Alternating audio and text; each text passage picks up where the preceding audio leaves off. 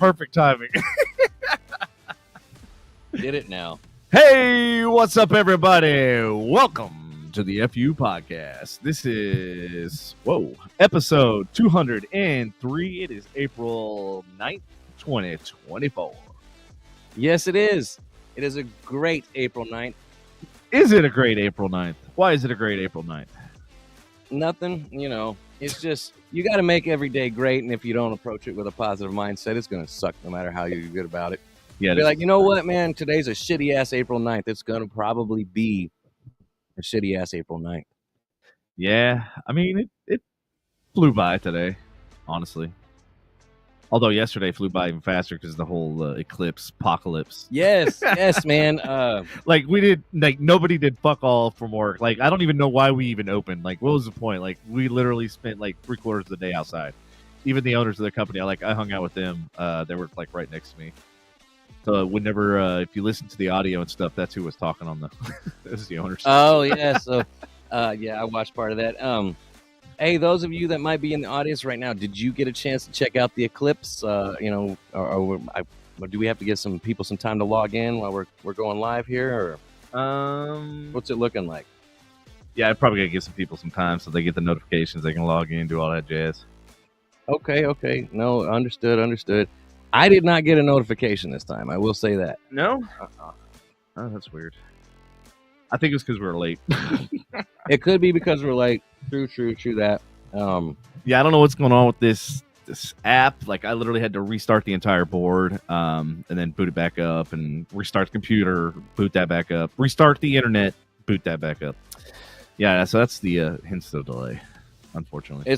Because it was, guys got to understand, it's because of the eclipse. It's definitely the eclipse. Yeah. I was afraid this was going to happen.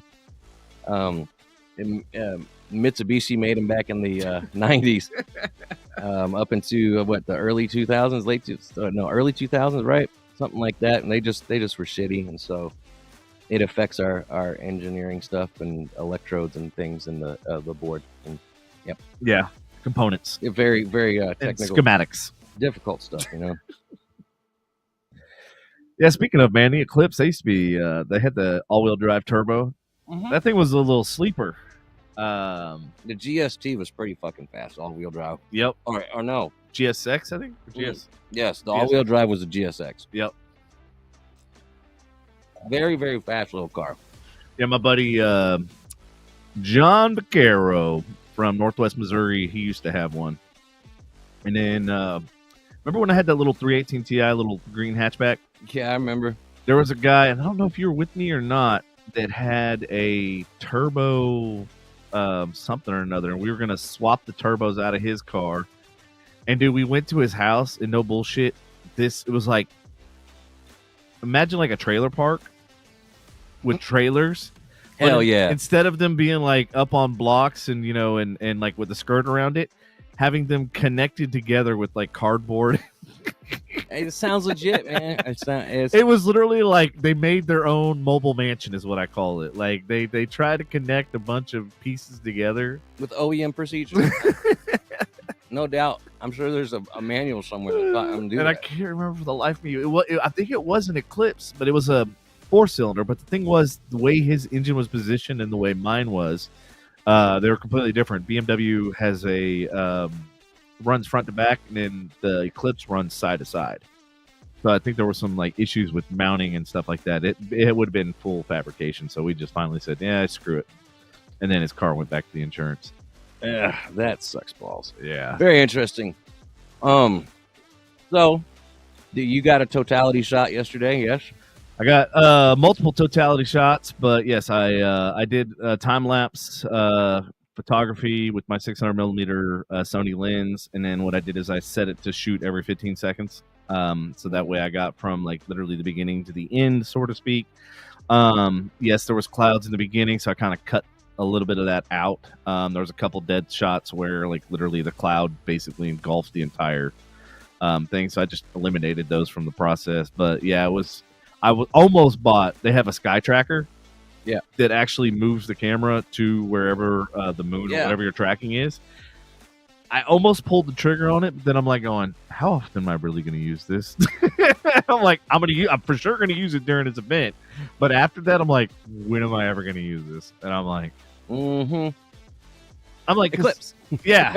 I'm like, unless I like travel somewhere where we don't have ambient light, then yeah, by all means, like I definitely would. Speaking of ambient light, man, I wish daylight looked like that on a regular basis. It was sick. That the temperature dropped too, man. Like it was hot as fuck. It was like that's just it. It kept it warm outside without being warm. I don't even know how to describe it. Yeah, without the sun beating down on you. Yeah, it was nice. It was like being in the shade, but then still having the heat. Like it was awesome. The crazy thing here was we saw it. We were standing in the street.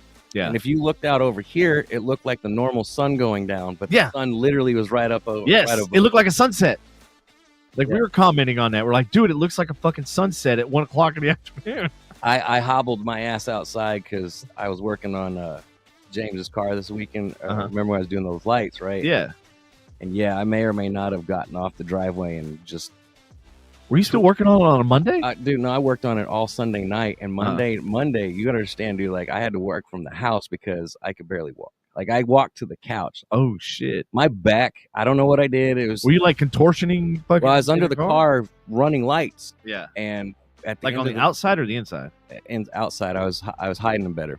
I was upgrading I was hiding it with stuff that I found at Home Depot. Really? What'd you use? Just out of it was an L bracket for like siding. Oh, okay. And I was on my back most of the day. I know, jokes. But Andy's always. But yeah, man, when I hopped up, we were out there till like 9:30 at night, and I hopped up, and I hopped up wrong or something, or I stood up wrong, and it like I hobbled all day yesterday. Once I got off, I strapped a heating pad to the back, hung upside down on my teeter hang-ups for a little bit. That old man shit, you know what I'm saying? And I've like, if I move a certain way, it seizes, or if I lean and catch, I don't know, whatever, a nerve, muscle.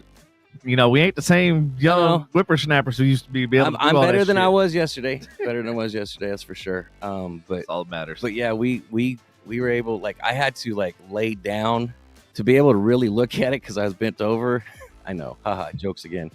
But I had to lay down on the so many opportunities. Those loungers we got in the backyard, just to be able to see them. I had to sit down and lay down and look at the eclipse from that because I couldn't be like, because every time I stood up straight, it burned. You know, it's funny you mentioned that. So like, I've opened a tailgate on my truck because I was like, oh, it's perfect. I'll just sit on the tailgate and then just mind the fucking camera. But my dumb ass put the fucking camera so close to the tailgate, like that I didn't want to get up there and bump the camera. I'm like, fuck. So I got this tailgate sitting there open, and I'm like, damn, I really want to sit on this fucking thing. But I just stood up the whole time and was like, literally, one point, I was on my knees too. Yes. I mean, hey, it's apparently we've had a lot. Man, we've not seized several opportunities. We're doing much better, much more highbrow humor now. Those of you watching in the audience, is this those of y'all who got to see the eclipse yesterday? Is this a first time experience for a total eclipse? Have y'all seen this before? For me, it was a first time event. I've been through partial eclipse. But those of you out there, have you seen this before? Is this a one-time event? Where were you? What was your impression? There's about a 2-minute delay, so we'll let you catch up to that question here in just a second. But let us know in the comments. Yeah, definitely want to hear what happened, like what you felt about it. So I was thinking after the eclipse, obviously it was this morning on my way home, or actually on my way to work. I was thinking, I'm like going, you know what? Like thinking about back in the day, like, you know, Greek, Roman times and stuff like that. And like how they were so like, they literally built the Stonehenge and shit in like to gauge when the solar eclipse and stuff like that. And to go even further back in history, for all you history buffs, you remember back when they used to do sacrifices and shit like that.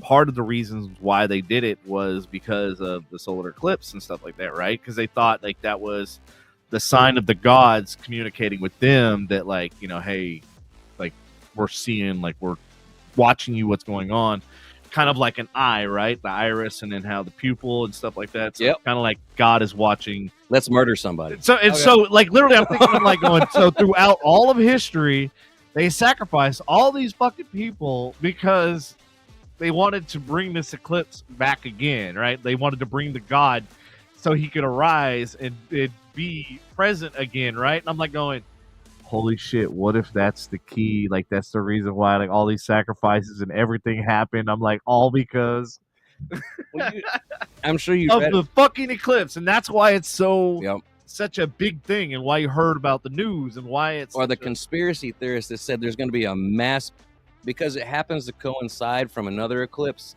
yeah. They showed the line of it. It was like right a- there's going to be a mass human sacrifice event. I was like, And then they started naming all these towns and shit that had like some ulterior motive names. I was know. like going, oh my god, like somebody's Murderville. got- No, yeah, right. Like somebody's got way too much time on their hands. like we're gonna tell everybody what we do here. No, but yeah, I saw that. I literally made a joke in the in my team chat at work today. I was like, I would just, not to brag or anything, but right. I've survived like, I don't know, somewhere between 8 and 10 world-ending events at this point. Supposedly world-ending events, and then I literally go scrolling through Facebook, and then within 10 minutes past that, it's like somebody's got a punch card with you survive this many events, get one deadly event for free or something like that. So Patrick actually commented, "Hey, what's up, Patrick?" He said, second time in his lifetime and the last. First time was when he was 11. I mean, you can see it again. It's just not going to be in America. And I forget what it's going to be and where it's going to be, but obviously not in America. I think it's like 2040 is the next time it's going to come here or something like that. That's my first time to do it. I see a whole, like the first time I've been able to look at an eclipse and not damage my eyeballs. Yeah. Because once it was at totality, I barely saw any light at all. Once it was at totality, I removed the lens cap. I mean, the lens, the solar lens from my camera, which, oh, by the way, I had to order a different lens. So I'd ordered one a week prior, right? But then I realized that you got to take the filter off whenever it's totality. Otherwise, you ain't going to see shit, right? So I had to get one that was magnetic instead of the normal type that screw on. And so I'm like, well, fuck, now I got two lenses that I'm probably never going to use again, or two filters. Sorry, I keep saying lenses, but yep. So anyway, so yeah, like I actually got to see the beads or whatever that go around it. Like I got, like, it's pretty good footage. Yeah, you had some pretty solid photos there, sir. I saw them. Yeah, I seen them. I didn't post on the Book of the Face. You put some up there? I haven't posted any of the ones that shot from my professional camera. Oh, well, your iPhone. Okay. Yeah, the iPhone. That was all iPhone shit. iPhone, I was really impressed. And like, I was like, it did legit, like, decent job. Like the zoom on that, I was like, holy shit. Don't be. Your dog's over here trying to unplug my headphones, dude. Willow. She totally. Get over here, baby girl. Bad girl. But no, So Patrick says 2044. He said, I'll be 77. Anybody else want to comment on their experience yesterday? Was it your first time? Feel free to give a shout out in the comments about, if this is your first time watching it. Hey, Ashley, how are you? We're talking about the eclipse right now. Is the first one you've seen, totality. Do you think you'll see one again in your lifetime? It sounds like I may.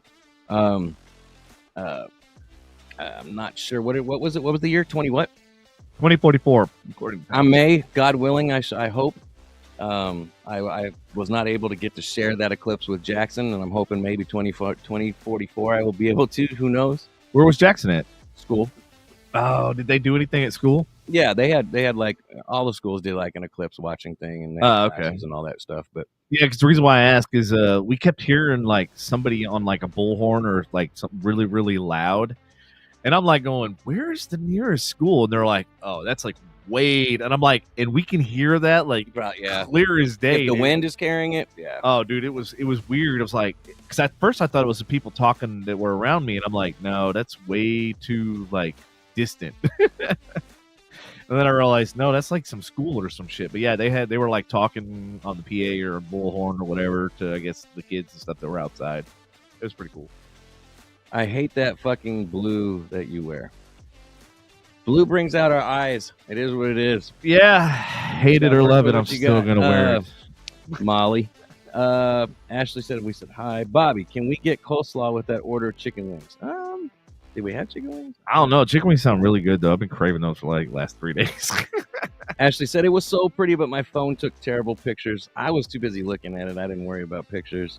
It was the first one I remember actually looking at. Yeah, because that's crazy. Like all the other ones, I've had to have glasses on or whatnot. Right. This one, like once it went dark, Like I didn't see any light aside from what was, Yeah. shining behind it. And what was really cool is like right before it went to totality, there was like a little diamond on the left side. And then when it came out of totality, that diamond on the right side opened up. And then that's when you knew it was like, oh shit. Because as soon as it opened up, you could literally see the people in front of you like start to light up. And that was one of the things I didn't like about the cameras is that they have that auto ISO feature. So like I'm trying to film that it's dark as shit, but it looks bright as hell outside. I'm like going, well, this fucking defeats the whole purpose. So to the eclipse itself, Yeah. and the signs and the the end of the world, and The all that. ancient. Hey, Patrick, I don't know if you heard what I was talking about the sacrifices and stuff they used to make back in Greek and Roman times and stuff like that because of the solstice and the. When God was watching, we murdered people. Yes. Humans murdered people. Wanted to know what your thoughts are as far as like what you think as far. I know Sarah actually posted. It was ironic because I was thinking that on my drive to work, and then I saw Sarah posted something similar about it, and I was like, "Holy shit!" Like I'm not the only one who had that thought. So, who else out there, as there was an eclipse, or no, excuse me, an earthquake in New York, and then one in Taiwan, prior to the eclipse, was like, "Oh no." Were you marked safe from believing this was anything other than just the moon passing in front of the sun passing behind the moon? Were you marked safe for that, or did you like, oh man, nature's getting pissed off, it's about to go down? What did y'all think out there? Dude, honestly, I thought like, was this the apocalypse? honestly, I thought everybody looking at the sky. Then I was like, this is a perfect opportunity if like, extraterrestrials or whatever wanted to come make themselves known to everybody, not just like, a few sketchy people. I'm like, this is the perfect opportunity for them to come down and like literally be like, yo, what's up? Hey, cool, I'm checking this out too. Maybe that was the mothership blocking out the sun. Right? We all were lied to. Yeah, that but no, speaking of schools though. Ashley says we should sacrifice politicians next. I agree. I think we should have the purge on politicians. Political purge. There we go. We have a name for it. Well, think about the purge. They did it in their movies. They did it once a year, right? We're just talking like once every how many years? Like, yeah, just every eclipse. Just fuck the politicians on the eclipse. I really think it's biblical. So he's thinking it's biblical. You know what? It probably is, but I ain't reading that fiction. A human did write that. I'm not saying I'm not blaspheming, but men are flawed, and men wrote that. So it has been translated, retranslated, and everything else. But with that being said, does anybody think that was world-ending events? Were you really scared, or were you like, you know what, this is just an eclipse? Honestly, I was surprised everybody was cool, calm, and collective as they were. Honestly, because like the news was making it sound like you need to stock up for 4 months' supplies of toilet paper and food and gas. Make sure you got gas in every vehicle you own, including your fucking lawnmower, because you might need it. I was like, you know why? For like a 4-minute fucking eclipse? Like, you don't want to mow your lawn in the sun, man. It's so much nicer. Wouldn't that have been hilarious? Like the minute they waited for the total eclipse. Oh, now's the perfect time to mow the yard. No, you got 5 minutes. You got 5 minutes to mow this motherfucker. Or all the smart people went ahead and got gas during the eclipse, so all the dumbasses that were there panic buying weren't in their way. Dude, it was funny because I had to stop and get gas on my way to like watch the thing, and everybody at QT was like, yeah. Like they're like literally their vehicles pumping gas, and they're standing out like away from the awning looking up, and I was like, y'all are gonna get fucking run over. And there were schools that actually shut down. Yeah, I heard Jackson, if his school, they said if you keep your kid out of school that day, it would not be counted as absence. Oh, that's cool. Yeah, I mean, it was pretty cool. What about y'all? Did y'all's kids stay home, those of you who have kids, or did they go to school and celebrate there? Apparently, Bobby bought some chicken. Is he still? We still got the. Oh, okay. Is that's why he wants the wings? Okay, okay. Yeah. Patrick said he's not scared. See more. I don't understand. See more. What kind? I'm still doped up by. What? By the way, from this morning. Okay. Yeah, I would not be putting that out on the ether. Hey, Patrick, what you got? Yeah, what you got over there? I might need some. Wait, you know what? I don't need some. Don't put that on. Yeah, don't put that. Don't you put that on me, Ricky Bobby. Who else? Anybody? Was this your first total eclipse? Will this be your last? How did you like it? Did it even impact you? Or you're like, it's just another day? Tell us if you're joining us right now. Oh God, morphine. Ashley said he went to school, but I had the day off from school. Just happened to land on our monthly day off. Very cool. Very cool. Yeah, I almost called in. I was like, man, because I realized part of the lens or part of the fucking camera that I needed, it was at home. So I was like, well, shit, I can't not like drag all this equipment, and the one piece that I need is at my house. I'm like, fuck.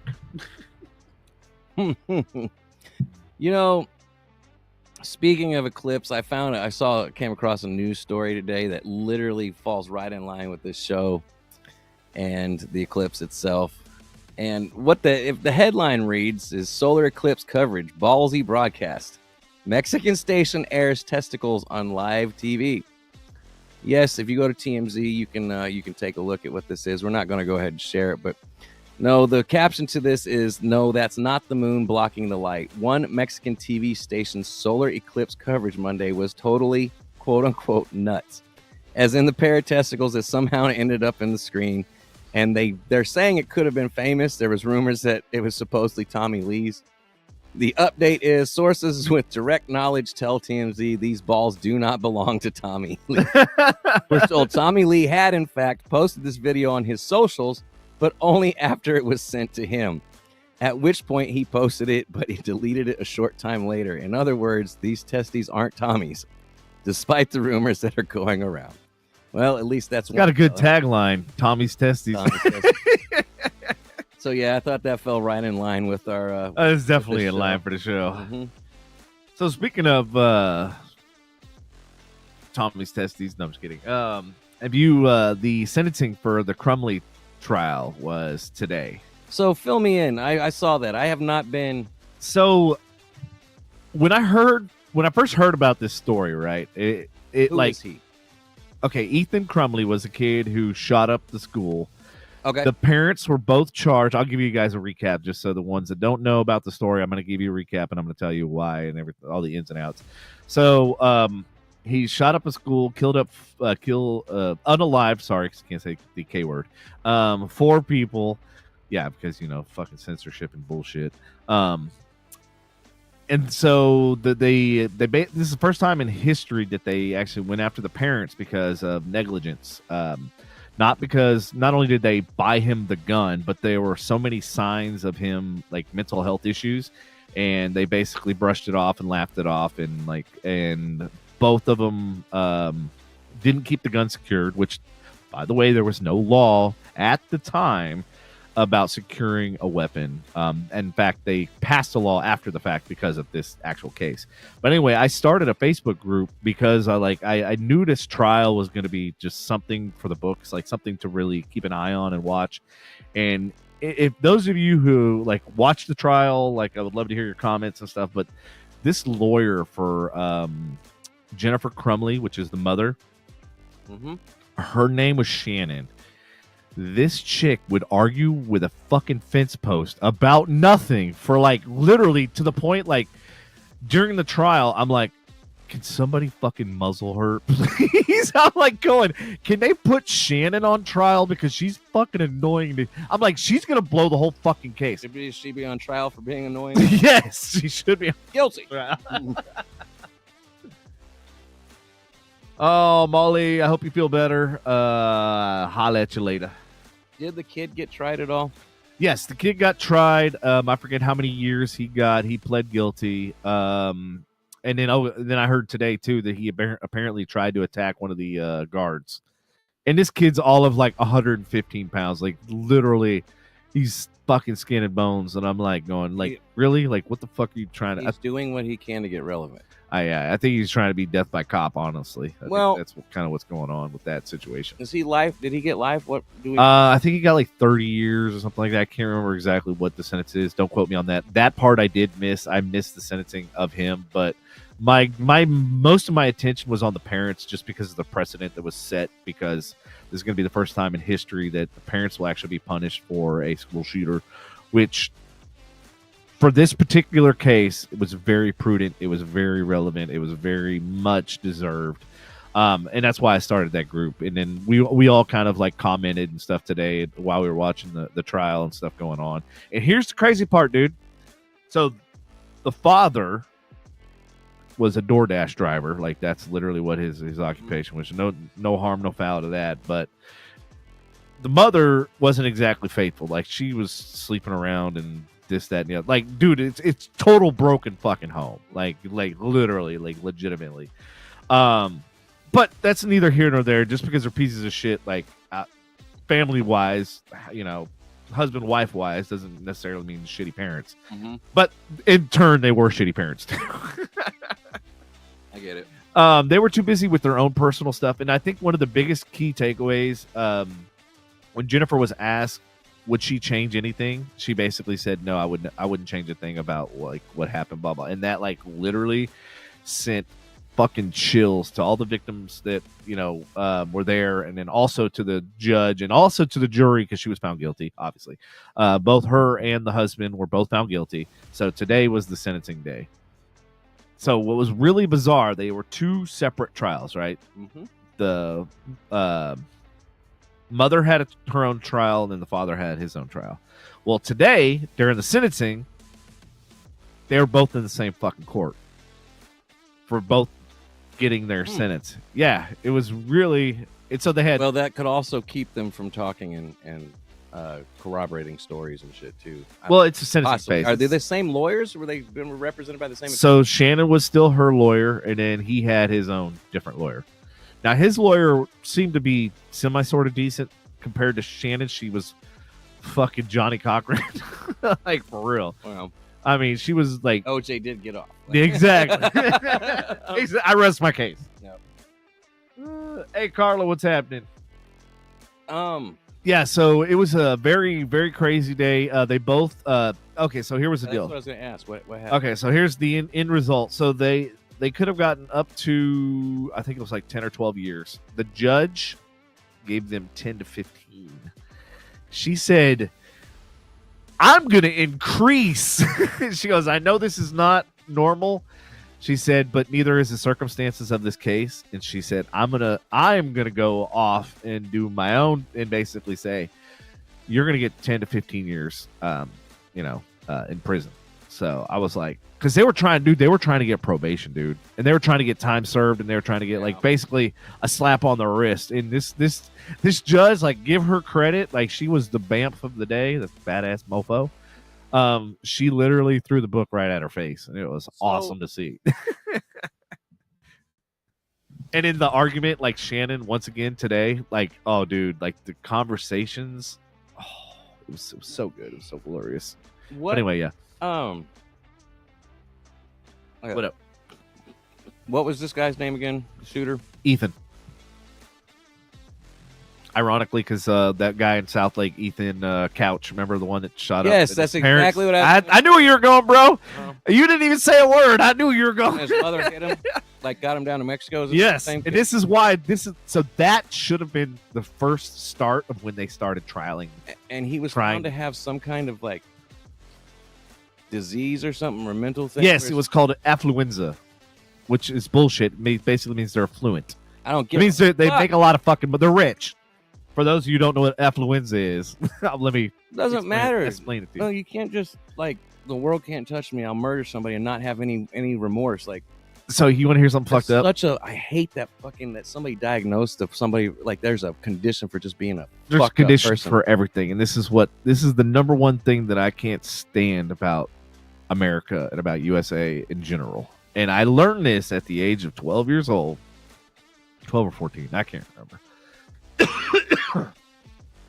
I was in Jamaica.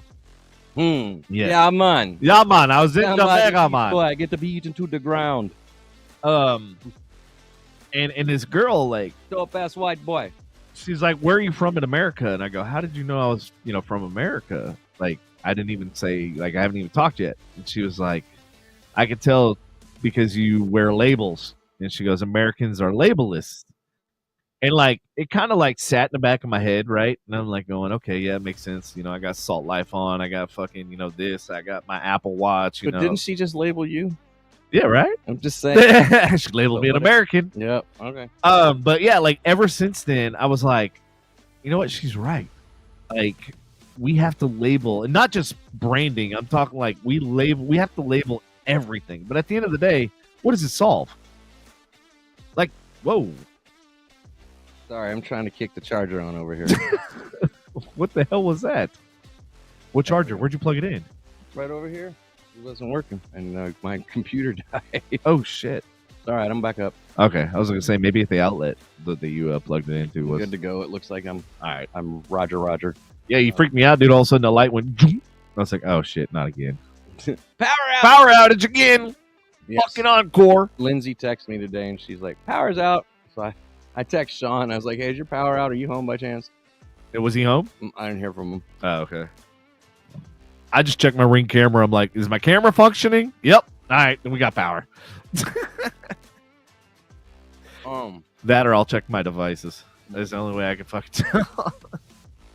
Do that. Because some of them are on battery backups. So I was like, some devices I have to check. Other ones that are like on battery backups, I'm like, well, I can't check those because I already know they're fucking on battery backup. So even if it was down, still gonna have power. I'll tell you the truth, man. When it comes to the parents, like, if they had been remorseful, exactly, I would understand. I still think. Did she throw the maximum penalty at him? Is that what was going on? Because I would have thrown more at him. She did above the max. Okay. Now that's what sucks about it. Like I feel like I'm glad that the punishment fit instead of just the crime. It also fit the temperament. Right. And that was like, even when the victims did their impact statement, like they basically addressed exactly what you're saying, like the no remorse.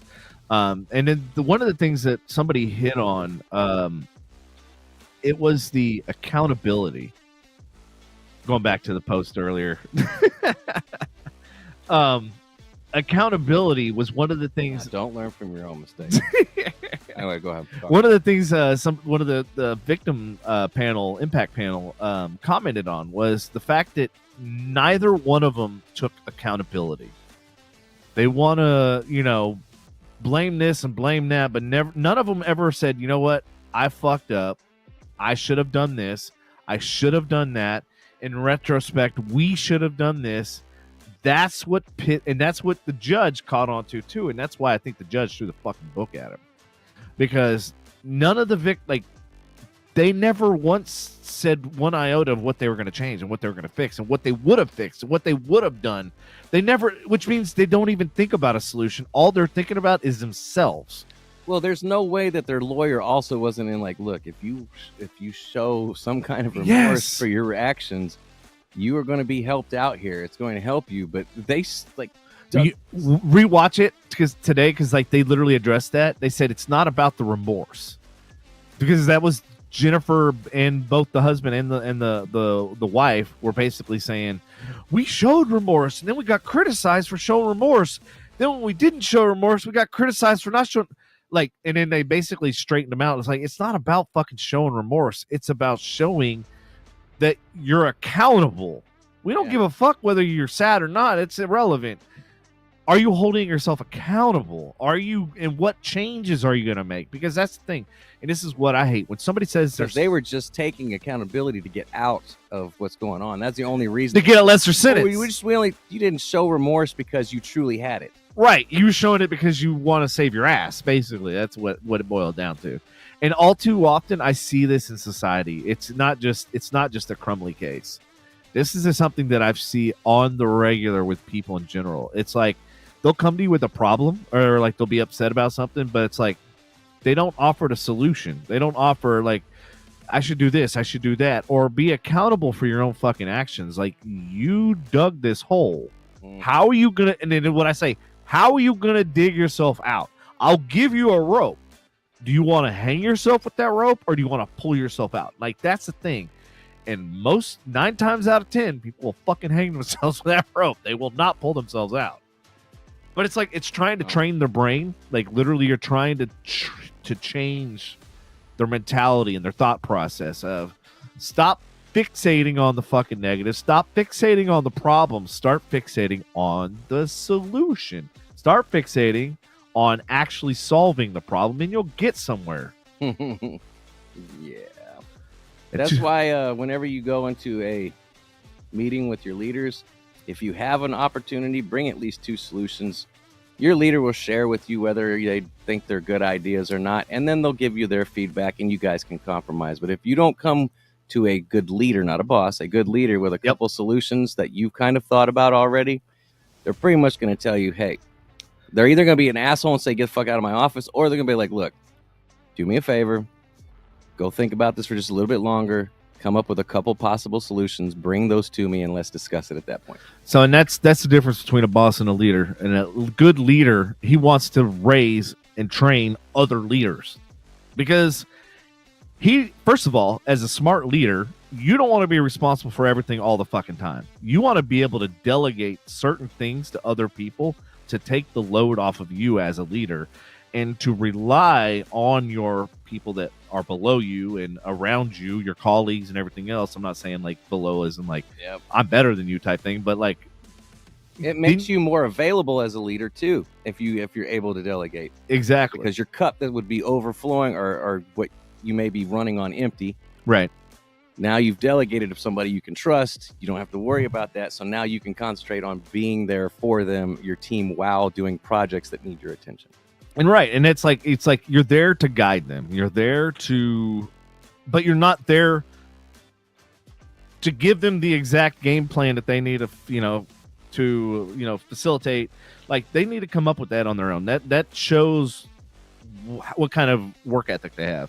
Like, if they can problem solve on their own, then like, that's a good person to train. If they can't fucking problem solve the simplest shit, that's when you know there's going to be fucking issues down the road. That's when you know as a leader, you're going, okay, well, I can't delegate this, and this to this person. Man, we squirreled. No, it's all relative. Moral of the story: if you're a parent, don't let your kids have guns. Well, like, what? Where did? No, it goes back to the accountability. I know. So, okay, yeah. So we are on the track. We are talking about like the accountability, and that's the biggest thing. And then the thing with the parents is, they never once offered up solutions. They never once were like, we're going to do this to help the situation and to help the families and stuff like that. Well, from what you're telling me, the victim statements didn't even make an impact. So, like, the victim statements did. Oh, they did. They really did. That's why I was saying you need to watch mom and dad. The That's what I'm saying. They made an impact to the court, but did it make it on the? Did it impact the parents at all? That's why it was good, because the parents, that's when they were talking about their remorse, right? Mm-hmm. And basically, God, it was one of the last victims. Woo, man, she even lit the fucking lawyer, that Shannon chick that I can't stand. Told her to stop rolling her eyes during the fucking court proceeding. I was like, oh shit, they're going fucking hard to paint. But yeah, basically they once both the Crumleys got to say their piece, they basically were able to say some more statements, basically, that basically drove everything that they said into like the ground. It basically was like, you're just covering your ass. That's all you're doing. Like, at this point, you're talking about nothing. It has no relation to what we're talking about. Like, we're talking about remorse, as in like accountability, as in like, what are you going to do differently? What should you have done? What lessons did you learn? That's the key thing. And it was somebody actually said, one of the key lines that I always say all the time: if you don't learn your lesson and you don't take away something, you're bound to repeat it. And that's one of the big things. And that's why the judge threw the fucking book at him, because they basically said, like, you're bound to fucking repeat the same mistakes. If it's not with this kid, with the next kid, My question is, are they even going to learn anything in jail? Probably not. Fuck no. Mm-mm-mm. Oh, and then of course the one did the typical. Jennifer did the whole "I found Jesus" and "I'm born again," this, that, and the other, and like, but still, she's still totally fucking missed her mark. Man, that sucks. That sucks. She tried to play that card, but it totally backfired, and it was great watching it live. That sucks, man. Yeah, I mean, it's good that the families and stuff they're getting, and this is the first time that this is happening, and and it should hopefully awaken the eyes of a lot of parents that like you need to be more involved in your kids' lives and not just throw a fucking screen in their face and say, okay, bye. Well, especially and I've dated somebody that had an au pair that basically took fucking care of the kids, and she basically worked. Which I would assume that if I remember correctly, did he got the gun? It was one of his parents, wasn't it? Was it not one of his parents' firearms, or am I mistaken? No, the father bought it for the son. Okay. So the technically, other thing, not only be a parent, but if you have firearms, you have an extra responsibility to be a parent, not just an average, like, you know what, I'm going to watch after this kid, make sure he doesn't drink any poison and hope I don't fuck it up along the way. If you've got firearms in the house, yep, there's an extra responsibility around firearm safety, being there as a father to give them good morals. Like it goes a lot deeper than just, don't touch the firearm. Yeah. But you know what I'm saying? Like you have an extra responsibility, so your kid doesn't think that if I mean, as a kid, we were curious. I fucking went every corner of the house. I knew where everything was at all times. At that, I had been bullied, but never once did it cross my mind I'm going to grab this gun, take it to school, and shoot somebody. And I was thinking about that too. It's like, how did I handle it growing up? Because I know, like, I literally there was many nights that I cried myself to sleep. Like, I'm an only child, so like I had nobody to talk to. So, and that, what's weird about that is because that's when I started talking into a voice recorder because I was like, at least like Kevin McAllister in Home Alone. Yeah, technically. Mm-hmm. Ironically, it's almost the identical one. Like a Talk Boy or something like that. Something the weird. silver Talkman or something. No, he had the Sony. Yeah, I think the Talkman thing. Yeah, you're right. I didn't have that one. I had I think it was Casio or something like that. Fucking talk about old school. I bet your sales went through the roof when Home Alone came out. Right. But yeah, dude, like that was like because I was bullied, dude. I was bullied middle school, and then when I moved to Missouri, I was bullied. Fucking, I had some guy like literally threatened to kill me and this, that, and the other. And, put his fucking hands on me and shit like that. Was your first thought just to go take it out on everybody at school with a handgun, though, or a rifle? No, mine wasn't either. Like there was never a part where I want to end somebody's life because of this. And I mean, in middle school, there, like when I went to Smithfield High School, like no bullshit, there was a fight every single fucking day of the week. Every day. I went to. It wasn't a matter of Houston like that. It wasn't a matter of like if. It was a matter of when, and it was a matter of where. Because almost all of them ended up outside. Like they were always. I mean, I literally was sitting there talking to a guy, and he literally just turned around in mid conversation and just fucking straight up punched this kid for no fucking reason, dude. And the dude just dropped to the ground, and I'm like going, what the fuck? And I'm like, where did this? It was just so fucking random. And I don't know if like there was a history. I don't know if they just today I feel like punching this motherfucker, you know what I mean? But it was just like that was the chaos I grew up in. Like that was the chaos that like the schools and stuff that I went to. And like they really didn't give a fuck. I remember in high school, so I was in football, I was in track, I was in soccer as well, right? So because I was in all of these different sports, I sometimes sat with the soccer table, sometimes sat with the football table, sometimes sat with, because they all have their own cliques, right? And they all kind of sit together.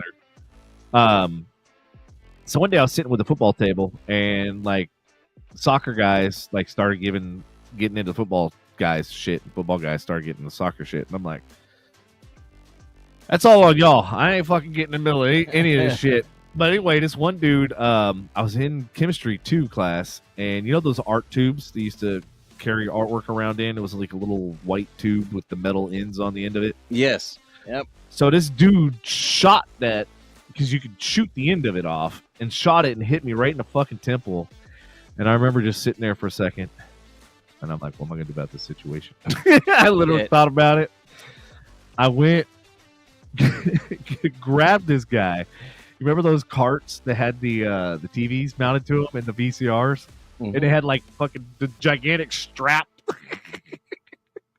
I fucking threw him into the fucking cart and literally almost knocked that fucking TV off of it.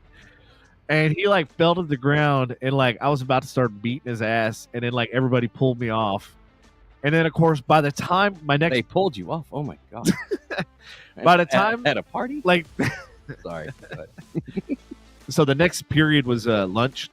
By the time I got to lunch, the whole fucking school knew about it. I was like, how the fuck does this shit travel this fast in the school?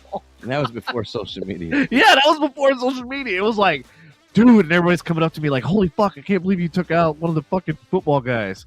I was like, yeah, fuck around, find out. Sometimes you just have to do it. But it was just like, everybody was so shocked because they were like, dude, Devin just literally just keeps to himself, just does try to fly under the radar, just do my thing. Don't want to be fucking don't want all lights and shit shining on me kind of thing. I'd rather fly under the radar type of thing. And this motherfucker. And then that happened. Until now. And yeah, then everybody was like, all eyes on you, motherfucker. Now there's lights all over. Yeah, now lights all over. What's up? Oh, man. Did you, what up? Speaking of not everybody's greatest decisions, did you see, you know who Morgan Wallen is? Country artist or Wallen. Yeah. If I'm fucking up his name, Wallen, whatever. I like some of his stuff. I don't like all of his stuff. Yeah. Then you sing that Broadway Girls? Yep. Love that song. Like that's actually one of my top fucking 10 songs. He's talking about Broadway in Nashville, y'all. Just so y'all know, in case you've ever heard that. He's not talking about Broadway in like was it Cali? Oh, Broadway. I was thinking of like Broadway Showgirls. Yeah. Nashville is he's talking about the Broadway because that's where all the Nashville bars are. Gotcha.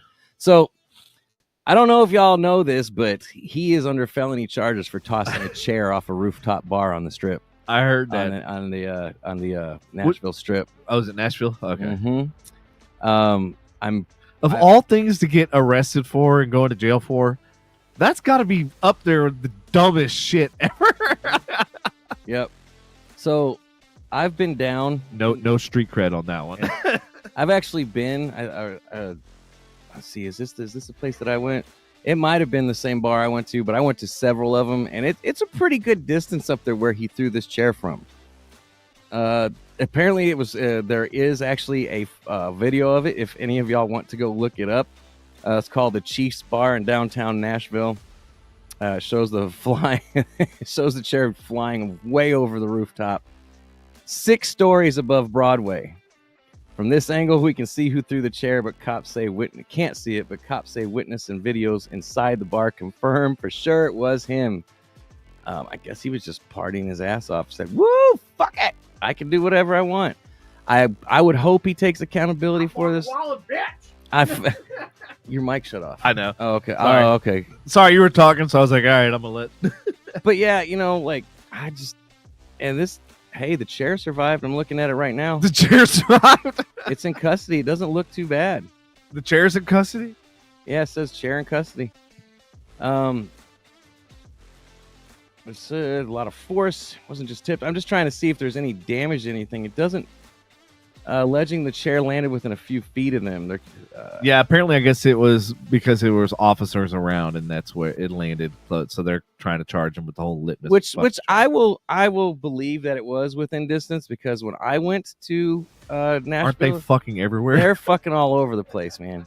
But the thing is like it's a party in Nashville all the fucking time. You're on Monday night, you go to Nashville, and there is literally bands on every single level of every bar playing. You hear at least 12 to 15, and you go in and just stand on a street or go out and stand on a street corner, and you can see 8 of them. So it's like what Austin used to be.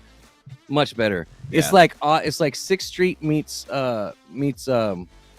Bourbon Street with country, with a country style to it. Yeah, that's some country twang, because it's a party environment. Like I get the vibes like from New Orleans, but I get the 6th Street vibe from the bars and the music. All right, bro, I got to bring it up since we're talking about country. I cannot fucking stand Beyonce's new fucking album. Like, I'm not a fan of country, I think, I see these posts that like so and so that fucking Dolly Parton said her version of Jolene. I was like, no, her version was garbage. It was the shittiest fucking version I've ever heard. everything that I've heard come out of the so-called country era of it just sounds like her over country music. It doesn't sound any different than what she sang before, aside from a few words. But she's like, but this Texas Hold'em, like her oh my god, this ain't Texas. We don't hold 'em. Like, shut the fuck up. As soon as that song comes on, and everybody's like, hey, no, you just don't like her. No, like, no, her songs are fucking cringeworthy. Like, literally, I was just looking at the lyrics as she's singing on them, going, are you fucking for real? The only reason that album is successful and like is making the headlines is because of all the people that want, well, not just that, but it's all the people that want to like call people like us who don't like it that we're being biased, and we're, you know, we don't want to see a black woman in country. And no, she just sucks. Period. Yeah, like her country, no she's talent. Not fucking country. If she wasn't part of the elite and the Illuminati, like, she would be nobody. She'd be literally she'd be begging on the street. Seriously, she should fucking suck. I don't go if I don't share the same opinion that she sucks. Her R&B is not bad. It's horrible. Destiny's Child was really good and successful too, but not because of her. Yeah, it was, because none of the other ones went anywhere. Kelly Rowland went a little bit, and then fell right off. That's because she's not part of the elite, bro. Oh, because she didn't want to sign. She's not part of the red shoe club, bro. I'm not gonna say that Beyonce is talentless. She's couldn't carry a tune in a fucking bucket. Okay, we'll see. No, like I tried, and I've tried. Was horrible. There's no trying. I've tried to like her bullshit, and it's just like you're repeating the same fucking lyrics over and over again. Like, and it's just like, well, with the country, I hated trying. There's no trying with the country. It just sucks flat out. Period. I tried to give it a listen in the country too. I was like, I can't. I mean, there's certain people. Mexican OT. Have you heard of him? That Mexican OT. I may have. Check him out. He's fire. He's got some good shit, man. I was like, damn. He's got some good. He's an upcomer. I mean, I have some faith in that guy. Another guy. Oh fuck, something Playboy, something. But he's all about Trump and this, that, and the other. So I'm not. He's a fucking Proud Boy. So I'm like, but he's got good flow. I give him, well, I may not like his content, but he's got good, he's got good beats, he's got good flows, and dude, he looks like an MMA fighter for real, dude. This guy looks fucking shredded. Well, remember back in the day when 50 was like shredded like a motherfucker? That's what this guy looks like, and he's a Hispanic dude, man. I'm like, dude, this guy can fucking fuck shit up. 50 ain't like he used to be, but he ain't small anymore. He's still not small. No, he's not. He got shot 9 times, bro. Those muscles be stopping bullets and shit, apparently. Yeah. 9 times, right? 9 times, yep. What are you distracted over there? I see you. I'm looking at stories, pulling stories and shit, just to see if there's anything interesting that we can vibe on. Yeah, fuck the news. I'm trying to stay away from the news. Not all of this is news. Like, some of it's funny shit. I'm telling you, Tommy's testes was pretty. Yeah, that was pretty solid. That was dope. But yeah, tonight's episode of Accountability. Yeah, I mean, it was just ironic that. Oh no, Molly said, "I love Morgan Wallen. That's daddy." That's daddy. Oh, Patrick, how's that make you feel? She's calling somebody got a third daddy. Now, yeah, she got a third daddy. She's like, "That's daddy." Oh, hey, she said. She's like, hey. And he's like, don't trust these Broadway girls. That's why you gotta leave them Broadway girls alone. God, when that song came out, dude, God, it's so fucking good. That and there's Brantley. Fuck, I can't remember which one it is.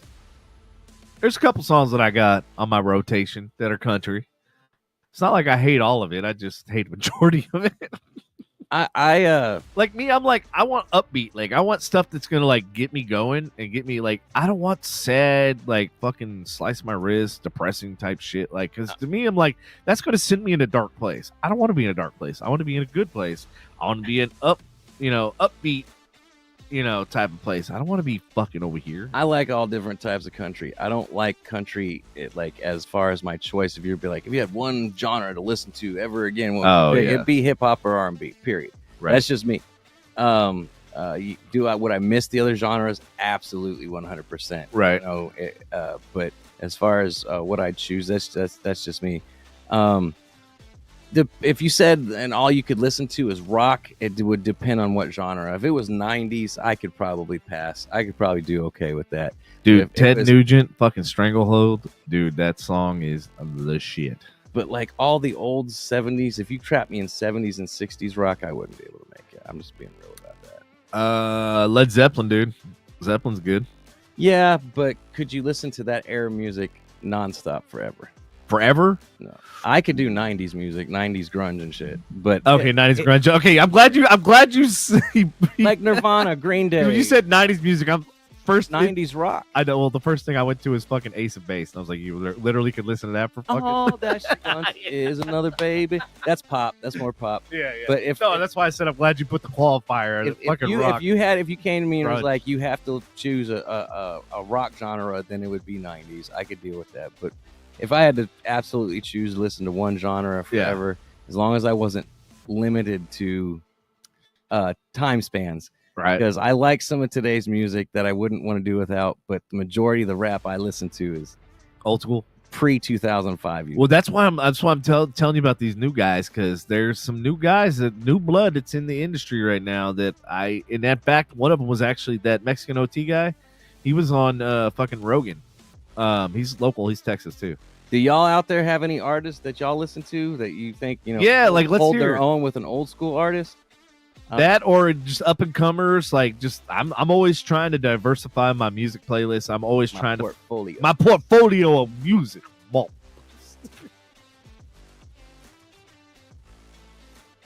Cousin Tracy Chesney. Hey, are you related to Kenny Chesney? Who is that?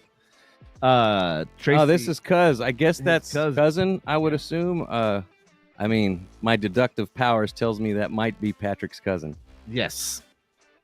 Yeah, but he didn't come into the studio this evening. But he's in the comments, so feel free. Yeah, feel free to chat with him. No problem. If he wants to, he can call in if he'd like to. Well, I'm surprised. Yes, Patrick, we figured out he was your cousin. The cuz kind of gave it away. I mean, that's how I talk to my cousins too. I'm like, hey, what's up, cuz? I did work, as a detective at one time in my life. I think that's what helped me figure that out.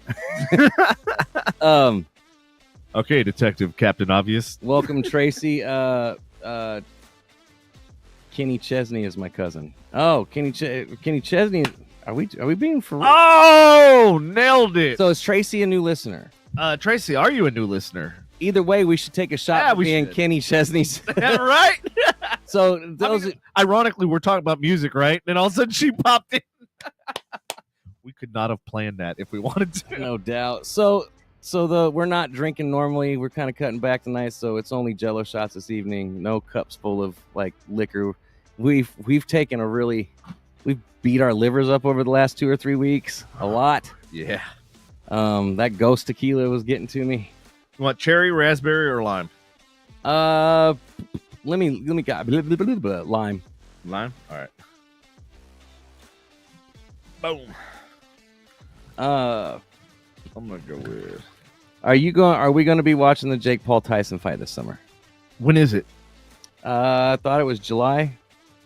July. Yep, July matchup. I'll have it at my house regardless. So yeah, opinions out there. Is this going to be a farce?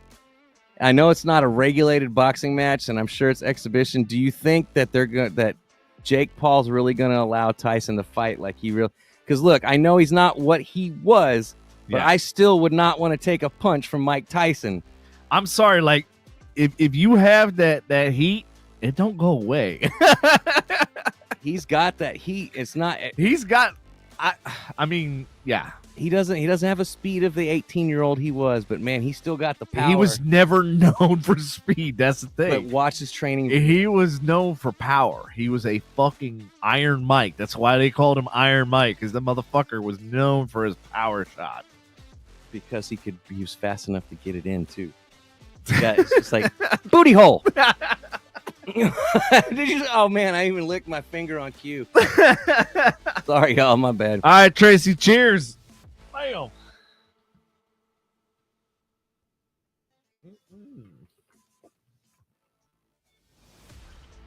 Woo.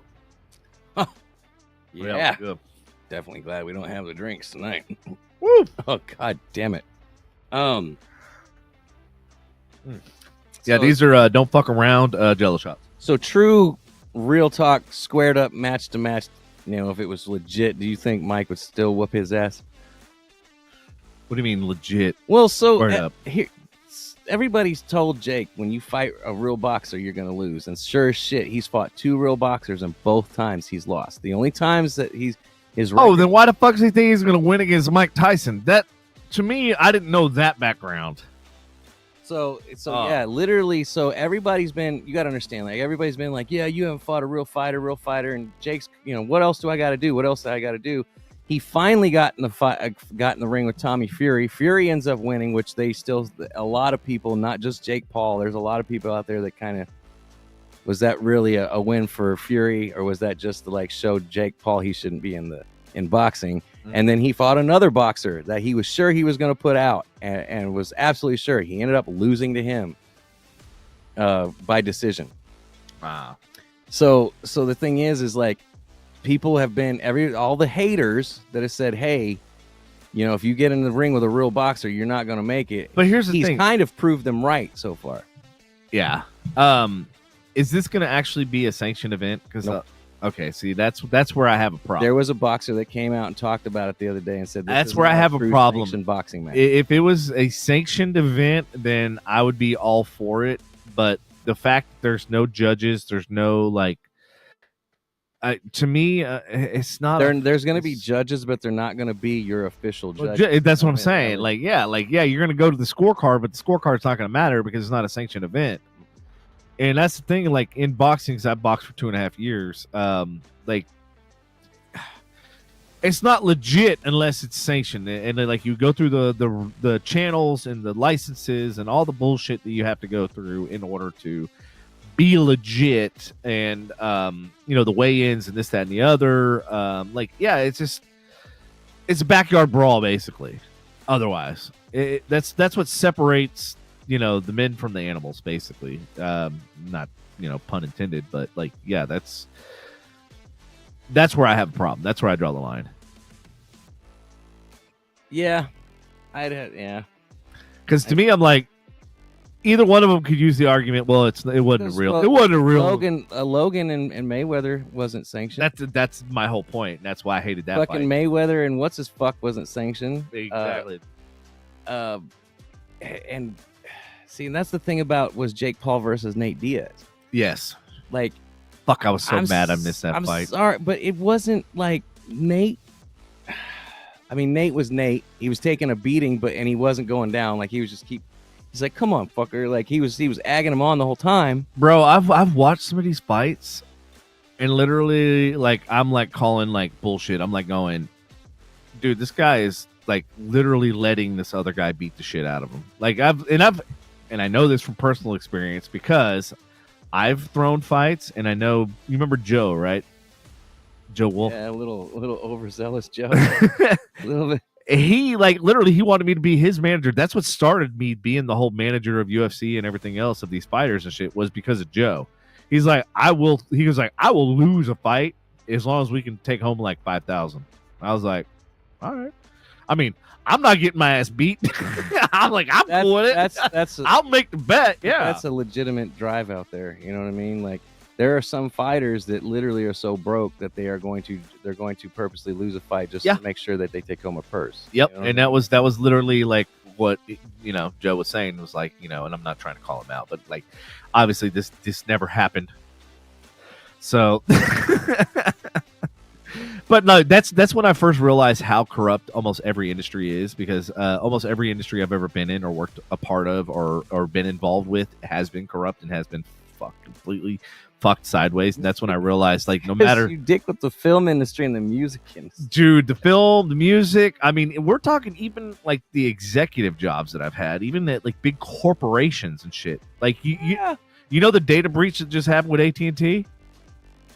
I was literally going, Devin's like, I'm not surprised. like, I did it. I'm like, I had access to that 7 years ago, 5 years ago, how many years ago it was? Me and Anonymous are hanging out again. There's a reason why I have that mask. just so you know. Just so you know. No, but yeah. No, and it's crazy. Like the more I've worked for different companies and different, I've seen a lot of things, but then that I've always learned what not to do based on like the different companies and places that I've worked. And then like, basically build a better mousetrap, learn from other people's failures. You'll learn way more from, failure than you'll ever learn from being successful. Because if you're successful, you're not going to try any other options, right? Because you're successful. And you think that's it. And you just move on to the next thing, right? Yep. But when you fail at something, you have to try again, for next time, like this doesn't work, that doesn't work, this doesn't work. So then you're taking that information, but then you're also applying it to other avenues and other ventures and other companies and other jobs. So you actually have more of an advantage than most people because you've tried and failed. Because you applied yourself? What? What message should we take? What is this? You applied yourself? You applied yourself? Isn't that what? How do you do that? Fucking crazy how that worked out. Sorry, I gotta stop being so cynical. I mean, it's true, man. I'm like, did y'all hear that, ladies and gentlemen? I see the world we're in and living in, and I'm just like, nobody takes accountability for anything. Nothing's clear and transparent, and they hide behind the veil. They hide behind the shield, and in some cases, people hide behind filters. And you mean like Diddy?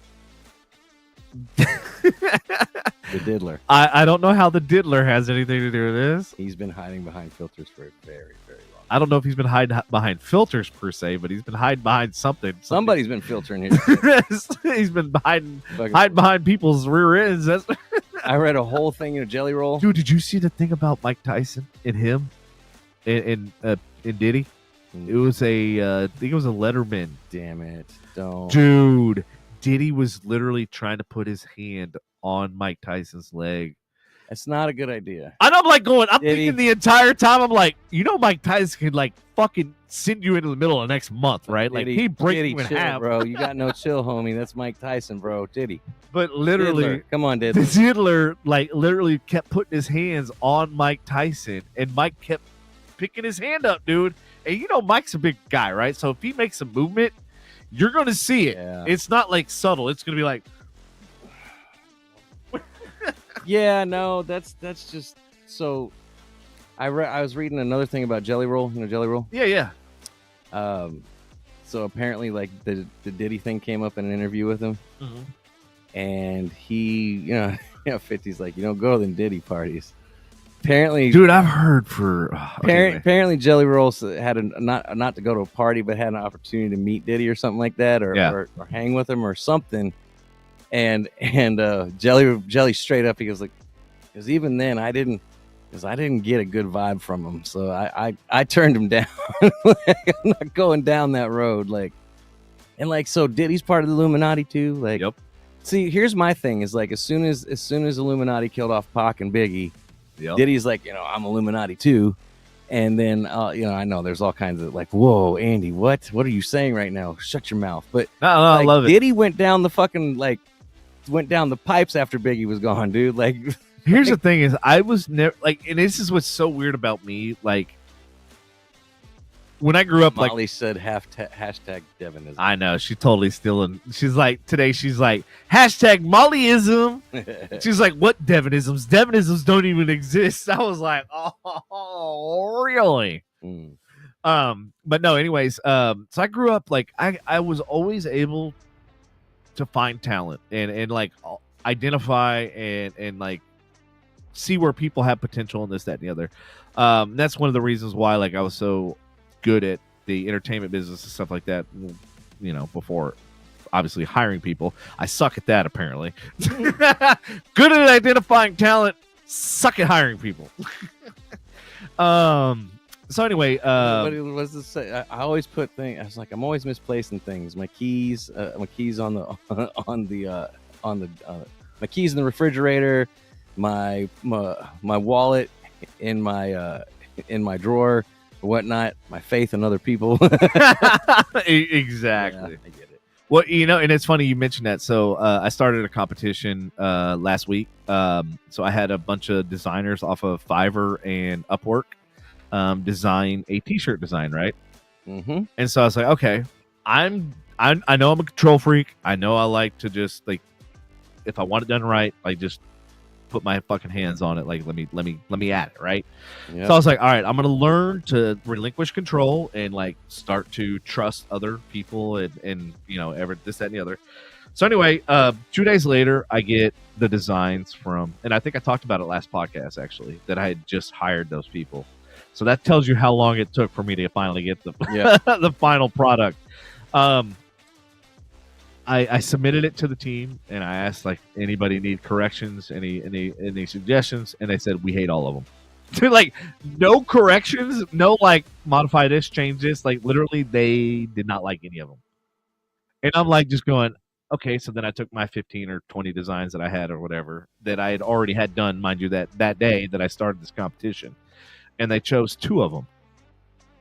Now, mind you, I didn't tell who submitted what, so it was a fair blind testing, and I was just like, and you know what? And it proved a lot of things. It proved to the company of my value and my worth, right? Because I just put it out to the ether, let some of the strongest competitors compete in design. I let them know that you're competing with me. And I even told them, like, hey, I got 20 years experience. I don't know how many years experience you have, but let's bring in the new blood, right? Like, even if you have 2 years, 5 years, it doesn't matter because that's irrelevant. So, and I was actually looking for freshness. I was looking for, like, because, I'm 20 years into this shit. I'm like, I've seen enough shit enough times. Like, I want new, innovative, new, maybe coming from a different angle, different aspect and that sort of thing. So I hired these people and, yeah, like, literally – none of them were worth the shit. It was a waste of money. And then now I literally proved my whole entire point of I'm 4 projects in after I was waiting for these people to submit their stuff. I've finished 4 fucking projects, including that t-shirt that I was waiting. And I'm like, that motherfucking t-shirt. But no, it's like, it drove a point that like, hey, if y'all aren't happy with me, I am more than happy to push it out to others and let's see what they come up with. And then I did that and they were like, we like the 2 of these designs, which just so happen to be mine. And I'm like going, all right, now there's value in what I do. Exactly. So sometimes when people don't know your value, you give them the opportunity to learn your value, and that's exactly what happened. And it was really cool, like test case scenario. I don't know how I just pulled it out of my ass, but it was like, it really was an eye opener for the entire company. It was like, okay, like, because that was the thing that I realized the person before me, she outsourced everything. So there was no consistency in anything. And so especially if you don't use the same fucking company. Right. Or just keep getting the lowest bidder. Right. Exactly. And none of them, the quality just keeps taking a shit. Like, but yeah, like because you remember our conversation I told you about, like what one of the people had said, and it kind of irked me and it kind of like drove me a little bit. Well, guess what? Your value has been proven. Yes. I was like, how can I combat this in a creative, non passive aggressive type of way? Well, from the opposite angle of actually aggressive people, and from the speaking of value, there's something that might, like, it's for your side of the argument for comic books and comic stuff. So the most expensive comic book has just been auctioned off, and lo and behold, it's not a Marvel. What? Who is it? What is it? It's before it was called DC, they were called Detective Comics. Those of you who don't know, because even though I'm not a big DC fan, I know their history. But it was Detective Comics, and it was one of the first comic books Batman appearance. What year? Let's see. And what edition? Was it number 1? So, Detective Comics number 27 fetched a jaw-dropping 1.825 million at auction. Save that, copy that, screenshot it, whatever. All right. Because I have what year? Hold on. It says 1939. Okay, because I was going to say I have 1930s, 1940s comic books that I've been holding on to. Yes. The fuck are you doing? Dude, I'm talking like these, so hold on. These are first edition, like when DC and you may want to call this guy that bought it. Listen, that's what I'm saying. Like you're actually onto something. Detective Comics, so 1.8 million, right? Holy fuck! I'm sitting on a gold mine. Yes. TMZ.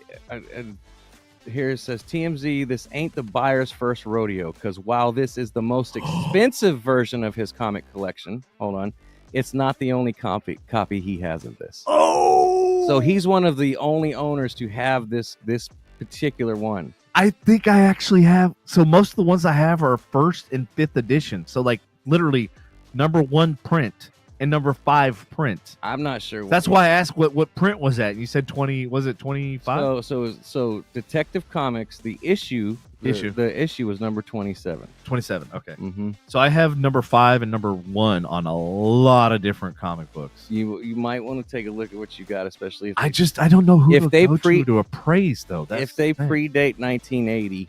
Oh yeah. And here's the other thing: you're gonna have to pay somebody to. Oh yeah, and that's where it gets. There sketchy. is a pretty solid dude over in Flower Mound, Edge of Louisville, Flower Mound. He does appraisal on books. So I one day I posted James could hook you up with somebody who can do a good appraisal too. He's huge into comics. You have no idea. James is. Oh my god! I had no idea. I'm not into it. I just My god! I got an awesome story behind this.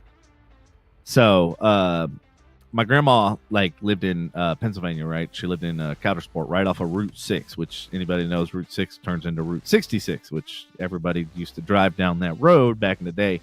Anyway, long story short, there was a house that was in front of hers, and it had a bunch of old muscle cars. And so, like, me as a young kid, like we were talking about earlier with the whole guns thing and like being explorers and shit. Like when I was young, I was very like explorer. Like I'm still to this day, I'm still fascinated by like learning, right? I'm always trying to learn new shit every single fucking day.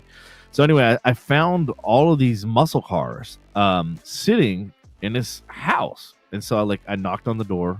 Nobody was there. I looked at all the cars. I literally sat in a lot of them because they were unlocked. And then I walked through the house.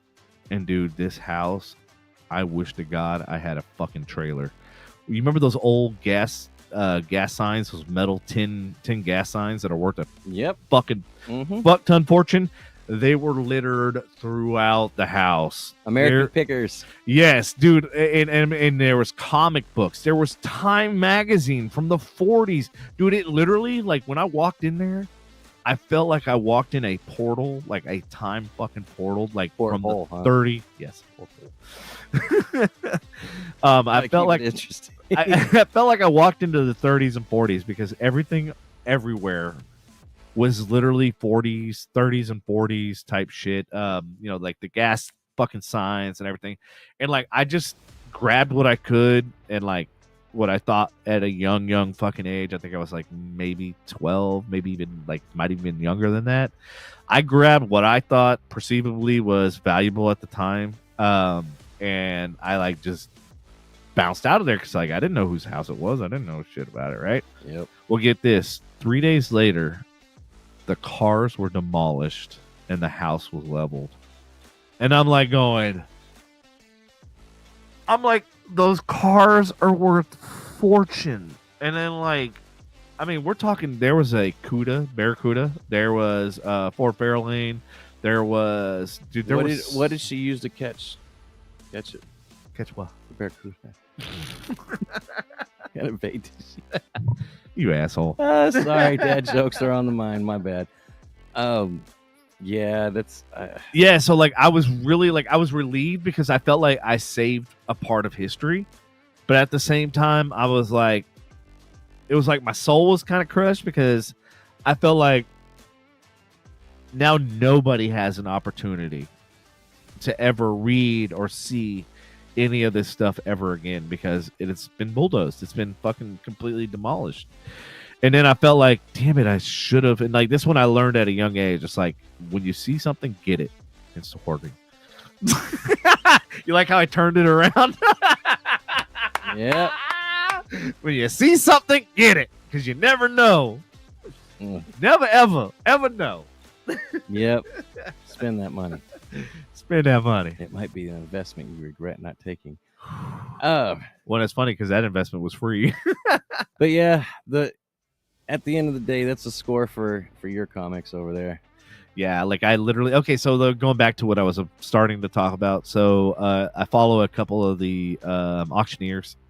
One of the guys is really, really big. He was on Texas Storage Wars and a couple other shows. Anyway, I posted some pictures because him and I are like... I have his personal cell phone number and stuff like that. I posted some photos of these comic books. And he was like, bring them to my store. Bring them to me. Yes, he was like, bring them all to me. He was like, but I'm like, I don't want to sell them for pennies on the dollar. Like, I know that they're worth a shit ton, and I don't want to sell as a lot, right? Because then I'm going to get less than if I sell them individually, I will make a shit ton more. Dude, I have Gene Autry and Lone Ranger. I have like their first edition, and you know there's a Gene Autry museum right here in Oklahoma, and I'm like, dude, I could literally sell this fucking thing. It's a first edition, first print. Yeah, and there's literally a fucking museum right down the road. I'm like, cha-ching! Oh. How much money you got? A lot. Man, how much money you want? A lot. As much as you got. Is there anybody out in the audience, if you happen to be listening right now? Anybody else collect anything? Yeah, I'd love to hear about y'all's collection. Or got some stuff that you wish that you might be able to turn in for some money if you go through it.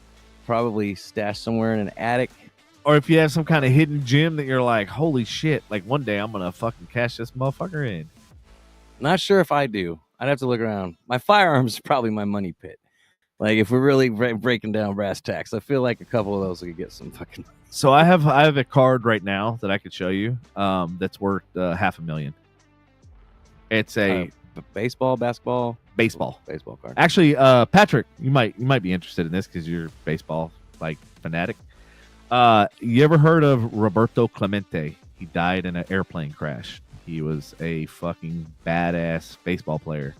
I have his baseball card, and it was when I was a little kid. It was worth about $150,000, and now I think it's up to about $500,000, if not more. Is it Topps? I can't remember what brand it is, but it's sealed. That Gary guy, that Gary V guy, Gary Vaynerchuk or whatever, that always does all the motivational talks and shit. He's a big card collector. Well, so I come to find out, my boss when I was at AT&T, he's from Pittsburgh, and this Roberto Clemente, not only was he played for the Pittsburgh Pirates at the time, that was the team. Mm-hmm. He knew all about him because apparently he grew up in the same town that my boss did. And so like whenever I talked about it, he was like, I would love to see that card one day. So like we had a fucking meeting one day, right? And I put like literally on the screen, I put up the card, and he was just like, you literally have it. I was like, yes. He's like, that is the fucking holy grail of baseball cards. Honus Wagner's number 1. That is number 2. Honus Wagner's only number 1 because there's only, I think there was like a handful made, maybe 4 or 5. But this is the Roberto Clemente is number 2. Mickey Mantle's number 3. And the second card that I have, what was number 1? Sorry, Honus Wagner. I just wanted you to say it again. Why? It just sounds funny to me. Honus Wagner. Honus Wagner. I just feel like that's legitimately his name. And then the second was Roberto Clemente, and then the third one is Mickey Mantle. So the other thing that I have is Mickey Mantle's signed fucking poster with the Yankees. Sorry, I'm still stuck on the Honus Wagner. I just see. What are you doing, man? Dude, go Google it. I'm wagging my horns. Like, I just see a guy. Go Google it. Oh, no. If you Google the image of that card, you will fucking laugh your ass off. You're going to go, that was a baseball player. You're like, my kid has more meat than this guy.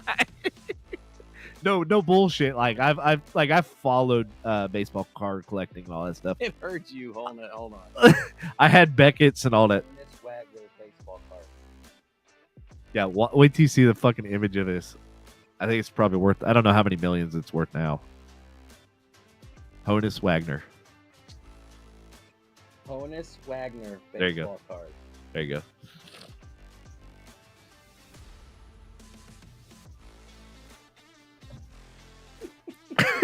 Was I not right? Pittsburgh. Yeah. Let me see it. Oh, your screen went dark.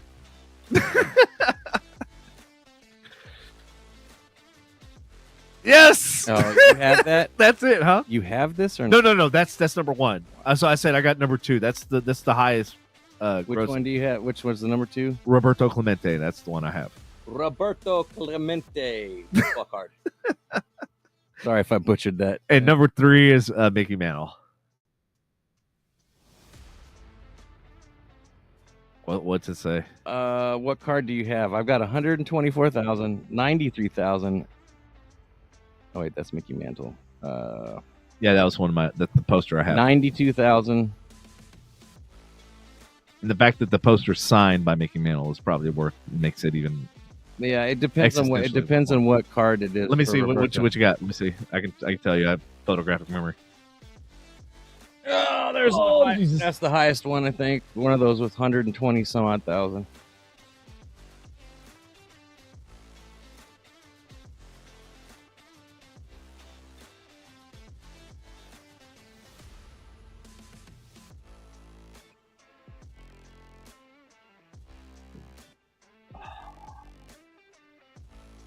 You see it or no? Yeah.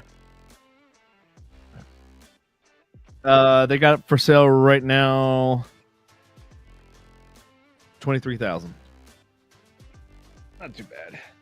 But that's what they're selling it for. It doesn't say what's going. Yes, that's $23,000 that you might slip in your pocket for a fucking card, bro. That's just sitting there collecting dust. Well, it's not collecting dust because yeah, yeah. I gotta keep that thing. It's secured. Yeah, man, that's some good money. You know how we were talking about Diddy earlier? Yeah.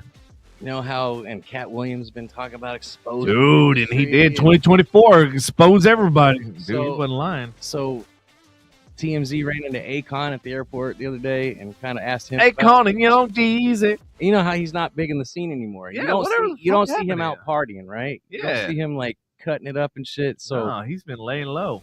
They asked him about Diddy. And, he's like, I send my best thoughts to him. Whatever happens. But he says he doesn't party enough to know the ins and outs of what goes on with as far as that is concerned. But he thinks that the constant scandals and in the music industry and things that are simply bad for the business are going to be exposed this year. He's saying the same kind of things that Cat's saying. There's a bunch of people. Wait, who's saying that? Akon. Akon. Yeah. Yeah, he's saying this is going to be the year that the industry gets exposed. So you want to hear something fucked up? And I actually had this conversation with Beth. I was talking to Beth about this. So my cousin, who's a former model, I would love to get her in the studio. Actually, sorry, I got what tornado watch effect till 5 p.m. It's fucking 8:40. What the fuck? It's a little late for that notice. Yeah, I just got it popped up on my phone. So my cousin, she told me when I was really, really young, I think I was maybe 14, 16, something like that. I was really, really young at the time. We talked about, because she was big in the modeling scene, right? And I asked her, I was like, well, how come you never transitioned into acting and stuff like that, and getting into the behind the scenes, and the silver screen and stuff? And she goes, oh, you don't understand. I go, what do you mean? She goes, that industry, you've got to basically, as a female, sleep your way to the top. And then she told me about her roommate. And I was like, oh, really? Who's your roommate? Because she used to send me Sports Illustrated, Stacey Williams, autographed pictures and Sports Illustrated magazine. Like my cousin was like good friends with like a lot of big names and stuff like that. She even dated Bon Jovi for a while, and I got Bon Jovi's guitar pick still at my house, or still in my safe too. Speaking of memorabilia, collectible shit. So she was telling me, she was like, yeah, Charlize Theron used to be my roommate, and she was like, she literally slept her way to the top, and she was like, in the fact that like, well, she's not. I mean, she's a decent actress. It doesn't matter. It's like they don't get the limelight put on them until they do, you know, just like the Illuminati, right? Like until you dress as if you're a male, yeah. So you dress like a female and Right, act dumb, you know, that, what did they call it? The initiation. The initiation, but they call it something else. It's like something, the embarrassment, or it's part of the initiation, but it's part of the tier. Like you got to do this at one point in order to, like, you know, achieve this certain status. So basically she was telling me this at a young age, and like at a young age, like I couldn't digest like what she was saying. Like I had no frame of reference. And then she started talking about Weinstein, and I had no idea who the fuck Weinstein was. And she told me like how much of a creep like he is and a couple other people. And then all of a sudden this shit started hitting the fan, you know, with Harvey Weinstein or whatever, and like a couple other people. And I'm like going, holy shit, like the stuff she was telling me, I think she might actually be telling me the truth. But as a young kid, like you're just like, okay, yeah, whatever. But then when you see it, so here's my thing, is like the dress thing, okay? Yes, what the fuck is up with that? I understand the concept, I do. But look at one of our most profound and most loved actors that I wouldn't really see buying into Illuminati, Robin Williams. He made a whole movie, Mrs. Doubtfire. Yeah. Like, do you really think that man was like trying to, you know? I do have an answer for this because I've actually thought about this in depth. Or is it because he knew? You know what I mean? Like, just like what's his name from Linkin Park, and what he was going to do, Chester Bennington and Soundgarden, and yes, Chris Cornell. Yep. Yeah. Like no, and actually I've been thinking about this a lot, and I think like those who want to either expose it through lyrics, through music, Lennon was another one, like way back when. I mean, he was one of the literally, he had the CIA and the FBI both fucking targeting his ass. And that's one of the reasons why I did that film with Patrick and stuff about the Lennon stories, because like I knew for a fact, like there was some shit, there was some fuckery going on. But that's the thing with all of these industries. I mean, one of the biggest recruiters for the Navy was fucking YMCA. Like people don't realize, like the government has their hands in a lot of music and a lot of movies. That being said, they kind of control the narrative. They control the content. So you're not going to see stuff that's controversial, and you're not going to hear stuff that's controversial because they have a hand in it. And that's the thing, is when you try to, as a young artist and stuff like that, Chris Cornell, fucking Chester Bennington, I mean, Robin Williams, when you look at these people that had everything going for them, but they did not want to conform to the Illuminati and to those dark forces and dark entities, like, where are they at? And you know who's remember the Coneheads? Dan Aykroyd. Dan Aykroyd, yep. Yeah, he was talking about Star Killers for fucking forever, and everybody just chalked it off. He's a lunatic. I think we need to start listening to what he had to say back then, dude. So, because Cat Williams was relevant now, but Dan Aykroyd, he's been saying this for fucking 15 years. Like, what I'm wondering is, like, hey, audience members and people, like, this is the first, like, fucking breaking news. Where's Denzel Washington at, man? Go check out Dan Aykroyd and, like, talk about, like, let's pull some of his footage and shit he's talked about. Anyway, go ahead. So and 23 is a reference number. Go ahead. Like, and I'm also wondering, like, because, you know, there's people like Denzel that doesn't buy into all the Hollywood bullshit either. And I wonder, like, what he knows and what he keeps to himself. That's what but dude, he tends to speak, dude. He does not agree with most of Hollywood agenda, man. I got to give that to him. I will also agree with you, though. Have you had a chance to watch is it Netflix or HBO? I don't remember, but I think it's Netflix. But the new documentary on Nickelodeon. Oh no, I've been wanting to watch it. It's Bro, called like you'd fuck, have to what's the look name it of up. it? Yeah. They couldn't put Nickelodeon's name in it, obviously. But, Yeah. But dude, like when you want to talk about like Sexually innuendos. slimy, Yeah. no, not just sexual innuendos, dude. This gets so much worse. Like it ruined Nickelodeon for me. Now, I will say that most of the stuff that's being brought to light happened after I quit watching. We're talking early 2000s. The majority of the stuff, the stories are on were post.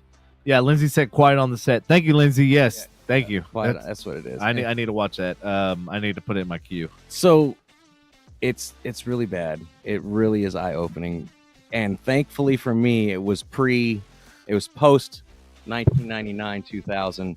By the time I had quit watching Nick at Night and all that stuff, but the stuff that came out and that was aired is just, it's absolutely crazy.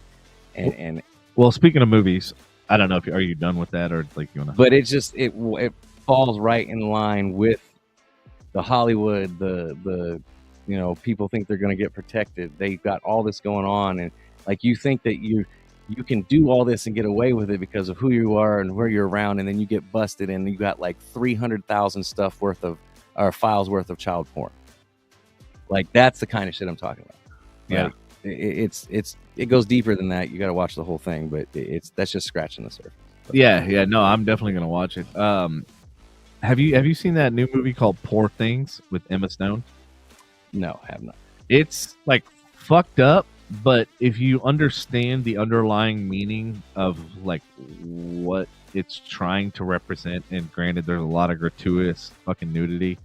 And that was the first time I've ever seen Emma Stone naked, and I was kind of like, I didn't even know she ever got naked. I did exactly, but she gets naked like 3/4 of this fucking movie. I'm like going, does it deal with abuse and shit?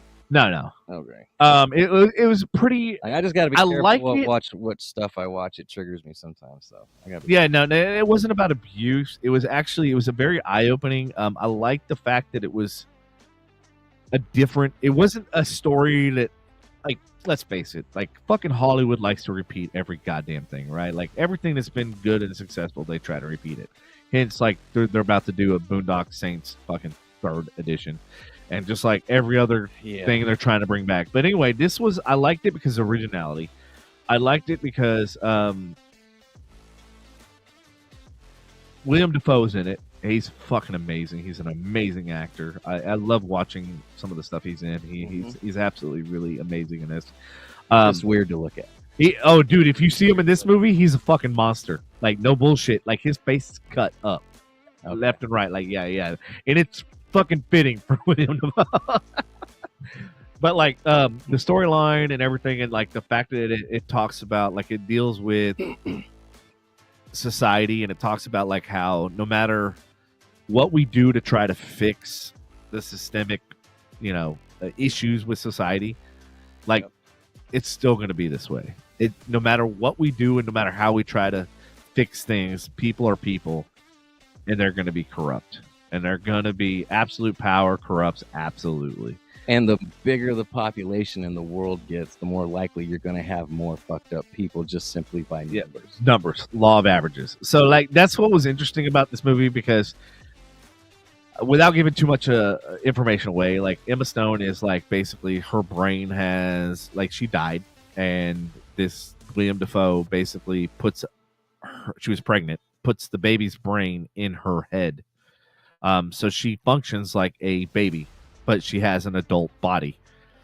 So she's experiencing everything as a child, like as an infant, right? But she has the Jesus. No, it's a mind fuck. It is very a mind fuck. That's why I'm recommending this movie. If you like things that are going to challenge your thought process and challenge and I love like things like this that make me think outside of the scope of reality. Like I love shit like this. Not when it's too far suspension of disbelief. Like when you're talking Star Wars and all that shit. Like that's too far disconnected. Whereas like this, I could see like, okay, this person dies. She's pregnant.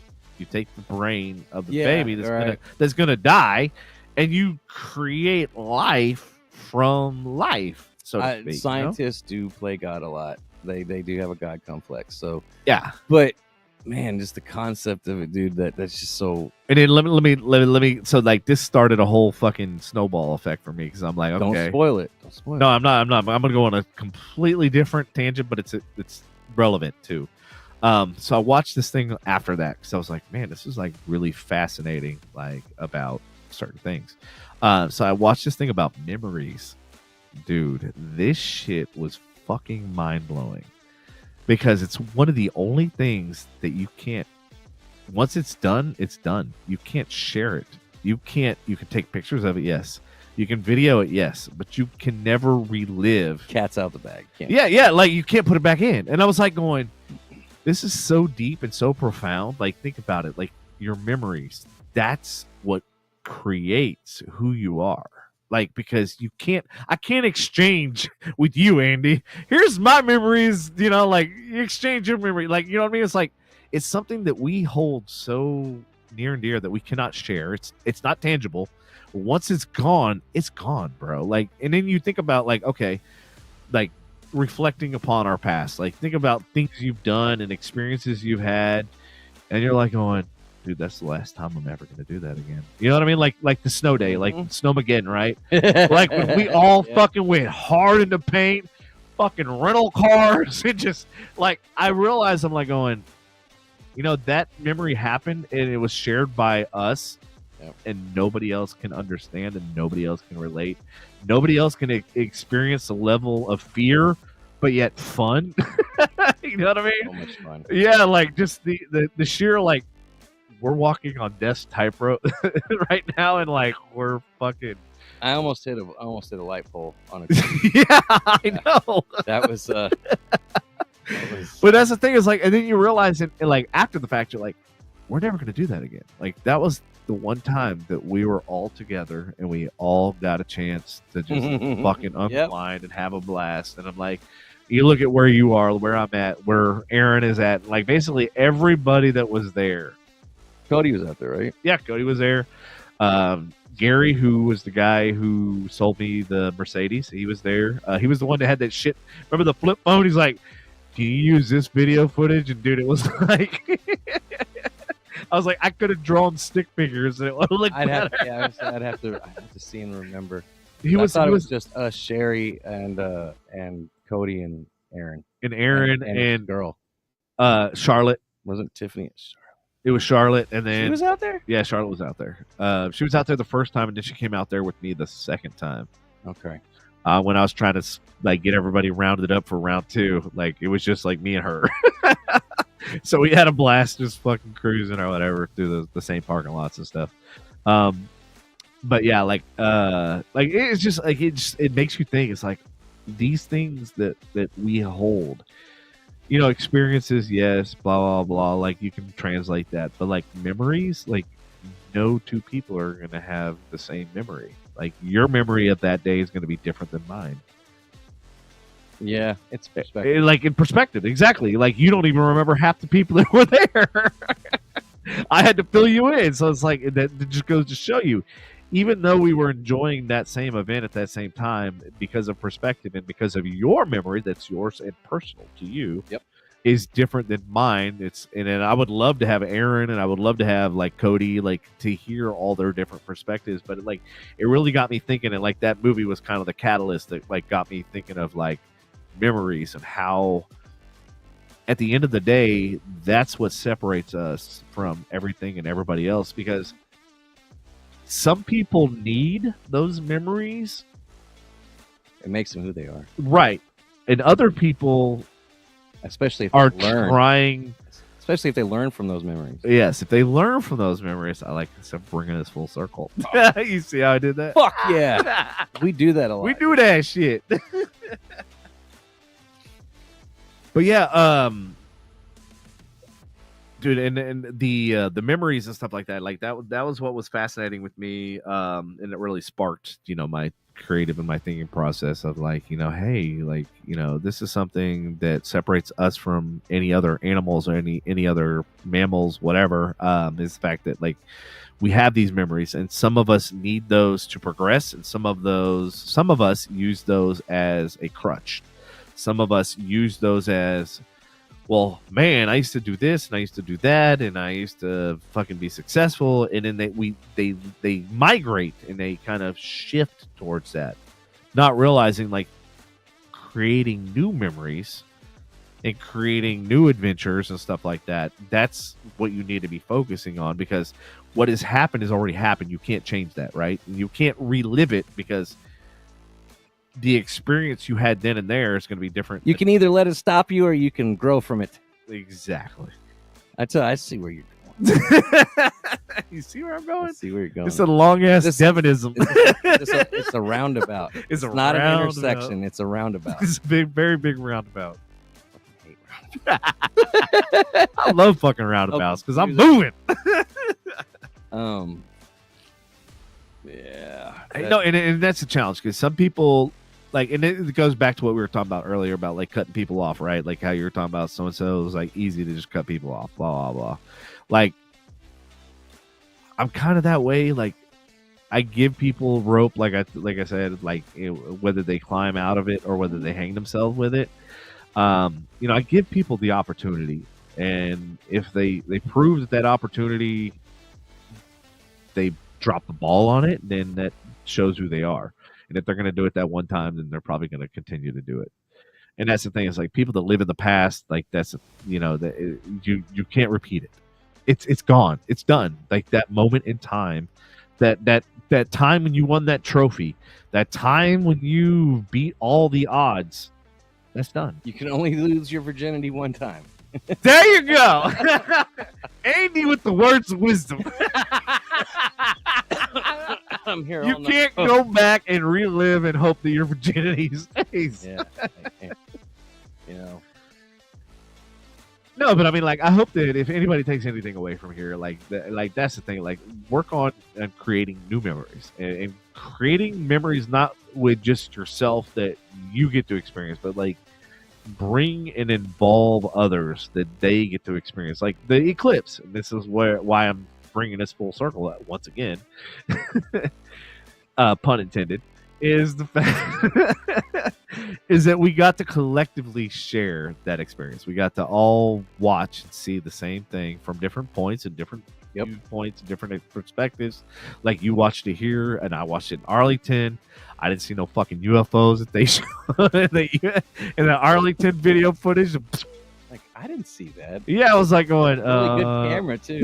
I was like, I had a fucking telephoto lens on that bitch, and I did not see that. But then again, I shot every 15 seconds. And like, just the way it went by, it's like, could y'all not done some better editing? Like, yeah, like it just was like, man, how could y'all have not dressed that up a little bit more? Yeah, like that. To me, that just So what that caused some bullshit. So that part is what gets to me when we were talking about one time on the show.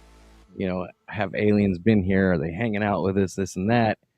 And Neil deGrasse Tyson was it Neil deGrasse? Neil deGrasse or Neil Tyson deGrasse, whatever. I know you know about the famous astronomer, astrologist, whatever you want to call it. I forget. He's in astrophysics, all that shit. Yeah. And he's like, no, I don't think they're here. He goes, we as humans load 1 billion photographs and videos a minute as a world population with HD cameras all the time, and yet we still cannot get completely clear footage of a fucking true UFO outside of what the government is holding on to. Mm-hmm. What's up? Oh my God, it's 2 furry fucks. We got the cuteness button. Come on. Oh, look, Willow's tail's going. Willow is like a miniature furball like you. Those of you that hung out with us for a little bit, we're about to bring on a guest star. Oh my God. Told you she was big. Look at her. Come here. Oh my God. Oh. Oh my God, she's beautiful. And she smells pretty. Go ahead, have a seat. Hang out. Here, would you like a Jello shot? You know you would. You like it what? You like what? All right, come on, get it, get it. Either one, whichever one you want. So this, y'all, seems to be Stormy. Stormy is 11 weeks old, and her paws are almost the size of my hand. This is our cute total dorbs that we just picked up, new family member last night. Enjoy picking her up now. She is heavy already. Enjoy picking her up now. 11 weeks and almost 30 pounds. But yeah, she's here to hang out with us in the studio this evening. She's very mild-mannered, very well-trained already. She pees outside. She gets along with the other doggy. She's she's shaking a little bit right now. She's just scared. She just met Willow. They got along well too. But check out the puppy, y'all. This is our new family member. She's an Alaskan Malamute. Oh, I can't wait till wintertime when she gets a snow nose. Her parents are 100 pounds plus, so she's probably going to be that big too as well. Like I said, she's 30 pounds at 11 weeks. If you just got an idea of how big she is, like there she is. That's a big girl. Oh, my big fluff. To say, she's not talkative right now, but I'm sure eventually she will be talkative. Oh shit! All right, hold on. Let me press a button on there, and then let me get the. Do you have am I missing any audience comments? Are they? Because I don't get all the comments. You do. Ashley says, pretty puppy. And then she said, hello, Stormy.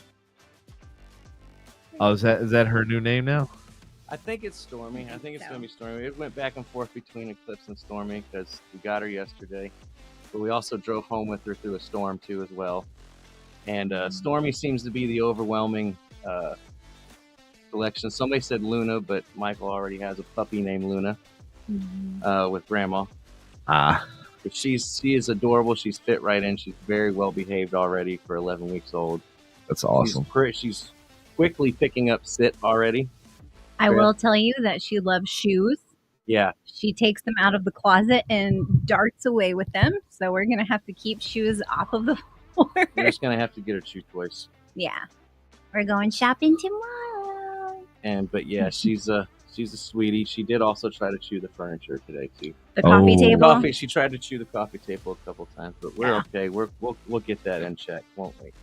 As long as the potty training alone already, like I couldn't believe that. I was like, dude, wins. Literally yesterday, fucking Sapphire, get her out of the cage, pees right in front of the fuck.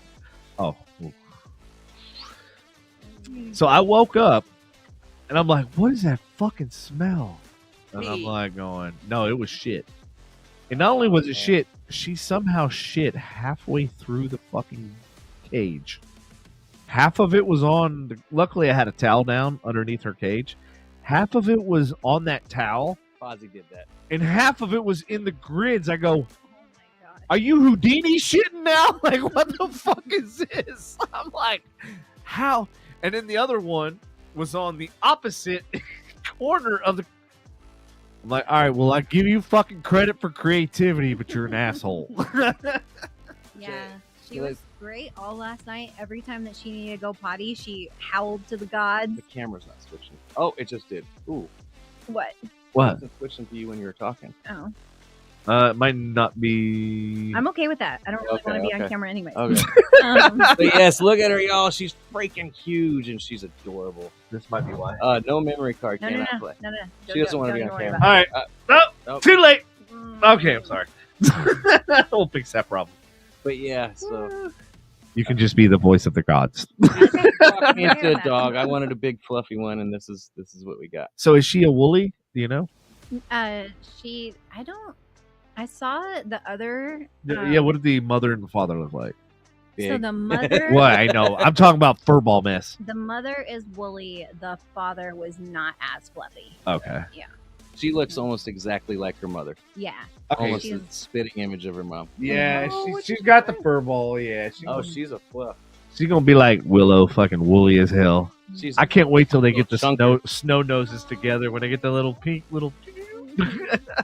Yes, they will be friends. They will be friends. And That's why I was like, I was saying about like the dog park. I was like, because I belong to like a lot of the Husky and Malamute groups and stuff, and they all like, hey, we're gonna go here, da da da da. Like, who can come? Like it's almost like a child like play date, right? I used to be in one for Mowgli. Oh, really? Mm-hmm.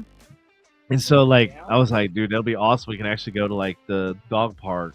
That's what I wanted. Want to go That's down? what Yes. I want a dog that I can take to the dog park. Yes. I can take to patio bars Yep. with me. That I can take grocery shopping. So have you ever with been to me. that one in the Colony? It's called the Shacks. You talking about where the taco place is? No, there's 5 restaurants there. Yeah, but there's a taco place there. Yeah, there's a taco place there. There's like a seafood place for the seafood fanatics, and their seafood is actually legit there. Like it's actually really good. And then there's we went there once upon a time with Willow and Kayla's dog. Nina? Sure. Was she like I don't remember. was she like Willow? Look like Willow? Yeah, and Willow was getting muddy, and like they were playing in a mud pit or something, or trying to. Probably. Or the only dogs that weren't. I don't remember. It was something like that. Yeah, I think they were the only dogs that weren't. I think Kayla's dog, she'd love to get fucking muddy. Willow's like a priss. Willow's like, I don't want to get mud. I haven't figured out what this one is. No, yet. she's good. It was muddy in the backyard all day and all last night, and she walked right out there, did her business, and Oh, the best part is like when they get mud and they get water and shit on them, it comes off so fucking fast, so easy. she Their was coats are made to drooling. repel. I know, dude. Like when it comes to like my when it comes to like Sapphire, her fucking like she just carries it through the house. Yeah, it happens unfortunately. Do you want to get down and play with Willow? Do you want to get down and play with Willow? Oh, look at that little tongue. That's absolutely adorable. She is a cutie. I wish I would have gotten Willow when she was like young because I could have probably straightened a lot of her bad habits. But like she's been good. She's been a good girl. Your dog has improved immensely since you first got her. Yeah. She was skittish. I'm still working on Sapphire though, but yeah. Slightly aggressive. Yes. Willow has gotten oh man, me and that dog, and even still like when I start brushing her, I say, hey, I have to do this twice a year. Thank you, Molly. I tell Willow, I go, I have to do this twice a year, whether you like it or not. I was like, I still have to do it.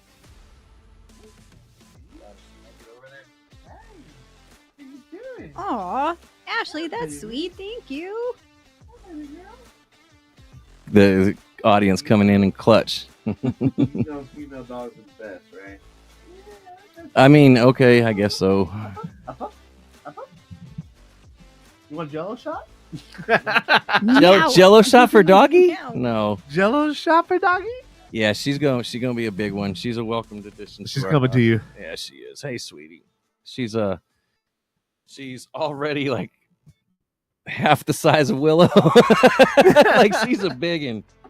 She is, Yeah. and she's the sweetest thing. And that's the thing with Willow, like she just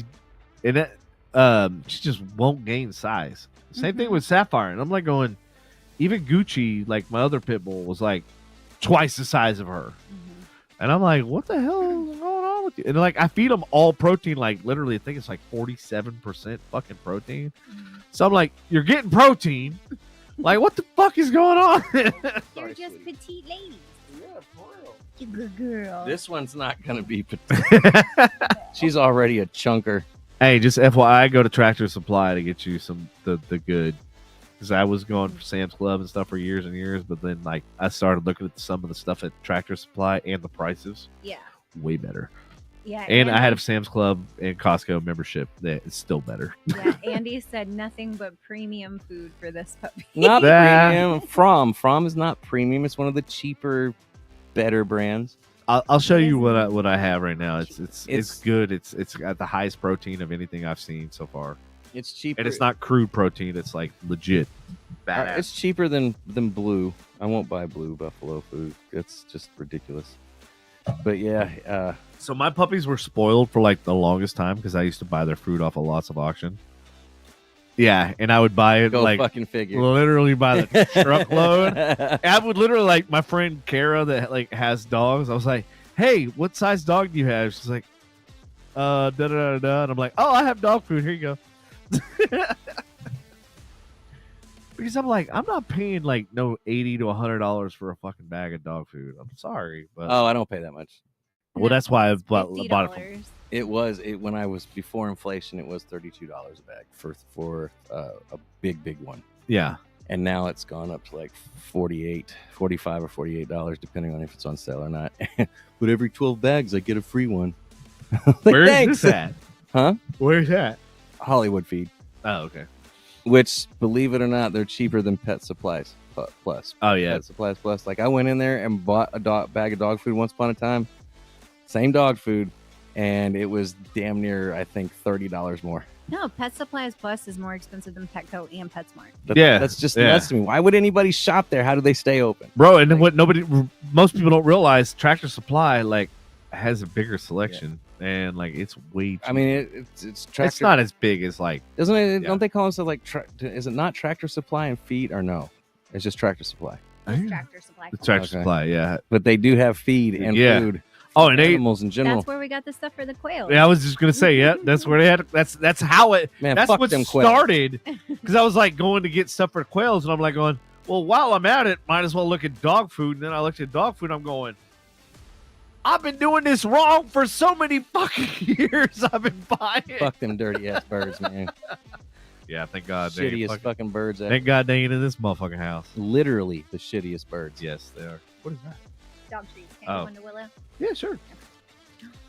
Oh. She's a fucking snob. Just FYI. You remember she was slipping Willow treats the last time she was on the fucking show, or put that picture up? You were cashing. Oh yeah, yeah. Yeah. Wait, you were giving her nuts? Yes. Yeah. She loved him. She didn't want this treat. Andy, stop with the sophomore humor. Oh, what? What do you want? Oh yes, we're highbrow tonight. I forgot. Highbrow. We were good. Like, we were literally talking about shit that would, like, literally be like, Compromising positions. Yeah. that? No. What do you? Paper towel. Do you still have some up here? Compromising positions. Closest thing. Yeah. You want it? I'm gonna give Ooh it. wee. My allergies have been. So yeah, those of you, if you decided to tune in to see the puppy, thank you. I appreciate you. I threw up a post saying if you want to see a cuteness overload, tune in for a few minutes for fluffiness. So, she's now a guest star on the show. She's officially been inducted to the studio. She's eating something. I don't know what. For treats. You know what's funny? Back when I did the Russ Martin show, I was there on a Friday, and they did. Was it? Those need to go back in the fridge. Ooh, that was a little liquidy. Oh, so strong, so strong. Mine wasn't, but whatever. I'm glad we're not like drinking tonight. Yeah, right. Oh, Pause from the City or something like that was in the studio, and I actually talked to Mark Berman, something like that. Anyways, he was in charge of. Whoa. Who that? Who's barking over there? That was yours. Was that mine? What's she barking about? Oh no. she wants more food, probably.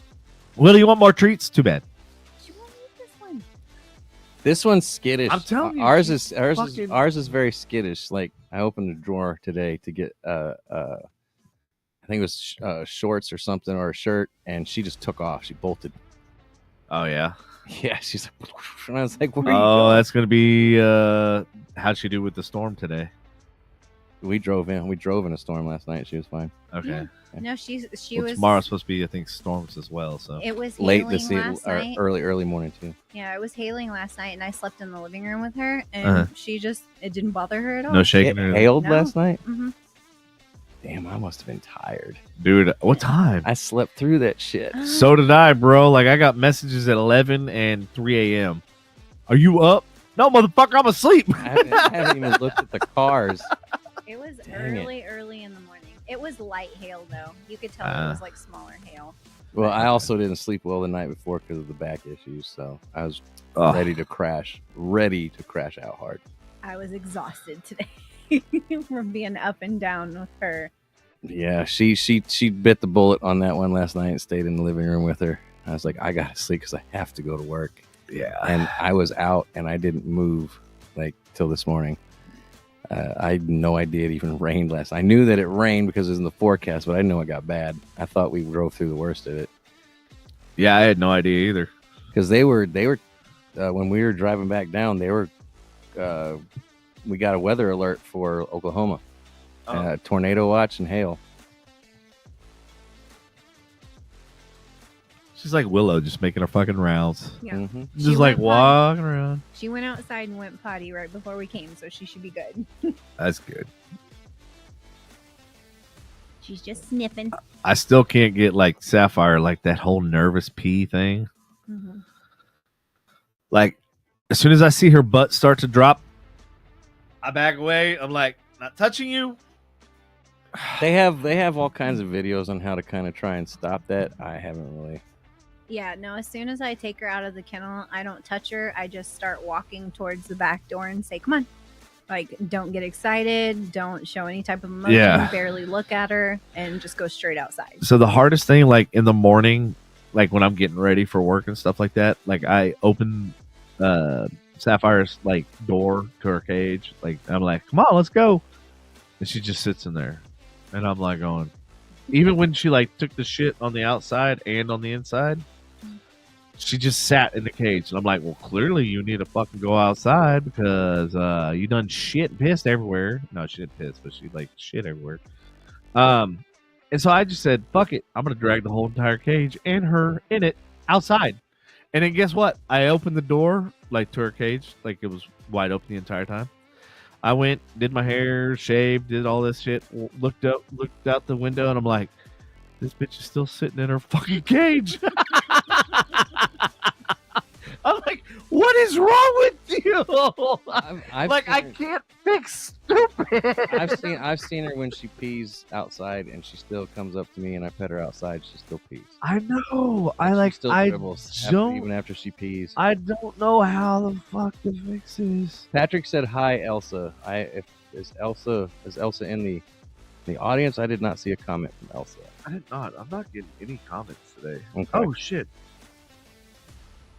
My comments are usually blocked off as it is. Like I only see certain ones.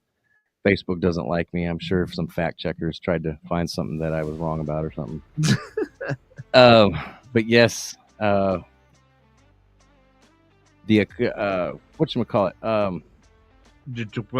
Shit, I forgot what I was going to say. I done lost my train of thought. It is getting into that second hour or that third hour. That may be why. Third hour. Yeah, we Are you adding hours? well, we started at 7. It's 9 now. We're getting into the third hour. Oh, okay. Well, we started at 7:05, but Yeah. We're at like 2 hours and 7 minutes. we just had the puppy on. If anybody who's just tuning in, he's big, chunky, fat, and fluffy. Really awesome dog. I'm surprised you didn't go with the blue eyes though. Malamutes do not come with blue eyes. That's strictly a husky trait. Nah. Unless you get one bred with a husky. Yep, you got to get a crossbreed. Huskies are one of the few breeds that you're going to get blue eyes on a pretty regular basis, depending on the breed. Yeah. Because there are huskies out there that don't have blue eyes. Yeah. No, and I don't. I love the ones that have blue eyes. Just so you know, but No, that's what sold me on like Willow's. Like your fucking eyes are like amazing. Like I love. You're an asshole, but I love your eyes. Mowgli had blue eyes. our dog Yeah. is already stubborn. Like when she last night she laid down and I was like, all right, come on, Kennel. Come on. Call come it on. dead. And then I had I say go to your room. I get that way, behind, yeah. I got behind her, started scooting her with my And I feet. forgot to tell you all that when y'all were watching her. I was like, room is the key word. Oh yeah, Because she's like- Natalie was like, go in your cage, go in your crate, go in your. I was like, it's room. I Your said room. that we When both I said it. said bed, I said bed to her, and she still went in there. Okay, good. Yeah. But yeah, no, I started scooting her with my feet, and she still just kind of looked up at me like, "What? I'm not moving." So she's definitely got the stubbornness of the Malamute for sure. She did great on the leash too. Oh, did you walk her? Mm-hmm. Oh, we're gonna start a walking session. Can we walk our dogs? I've been wanting to do that, but I'm like, not with Loki. He's fucking gonna No, Loki Yeah. will try to kill everybody and everything. Loki will Here she rip is your arm out again. of socket. Hey y'all, here's the puppy. Here she is. Look how big she is. My God, She's so big. she's so calm. Like I love that she's just like, all right, whatever. See, I'm just here for Aren't you happy we got a puppy? What? Yo, when he posted that, I was like, "You're full of shit." Like, hey, it's not April Fools. I'm like, no, we've already been to Canton. We've already been around the puppy mills and everything I've else. I'm been like, working you did not buy a fucking puppy. And like, he was like, yeah, we did. Yeah, but we didn't I've buy it been from a working on puppy it. mill. We bought it from a legit breeder. It was a really nice couple. That's good. Super professional. Had a folder with all the papers, the parents' names, first shot records. Already had a vet visit. The lady herself was in scrubs. So yeah, they were legit. So she been spayed or no? No, she's The lady? Yeah. Yeah. Well, did you check her? Make sure.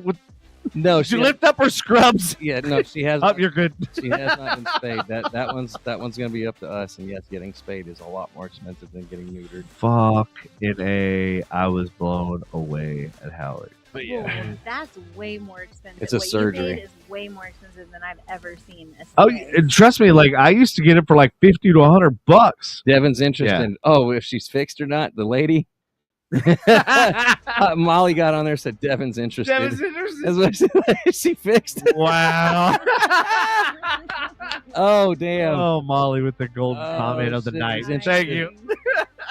Um, No, I'm not interested in her, especially if she's fixed. But- I need unfixed women. Thank you. Please drive through.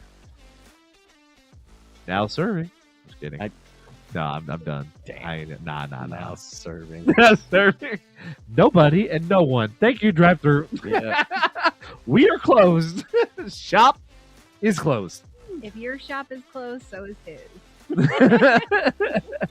No sperm banks. No sperm banks. Well, Hey, sperm banks. I'm gonna repopulate the world like Elon fucking says with geniusness. Well, they Enough do. They do stupidity. say that sperm banks beat blood banks and donations hands down.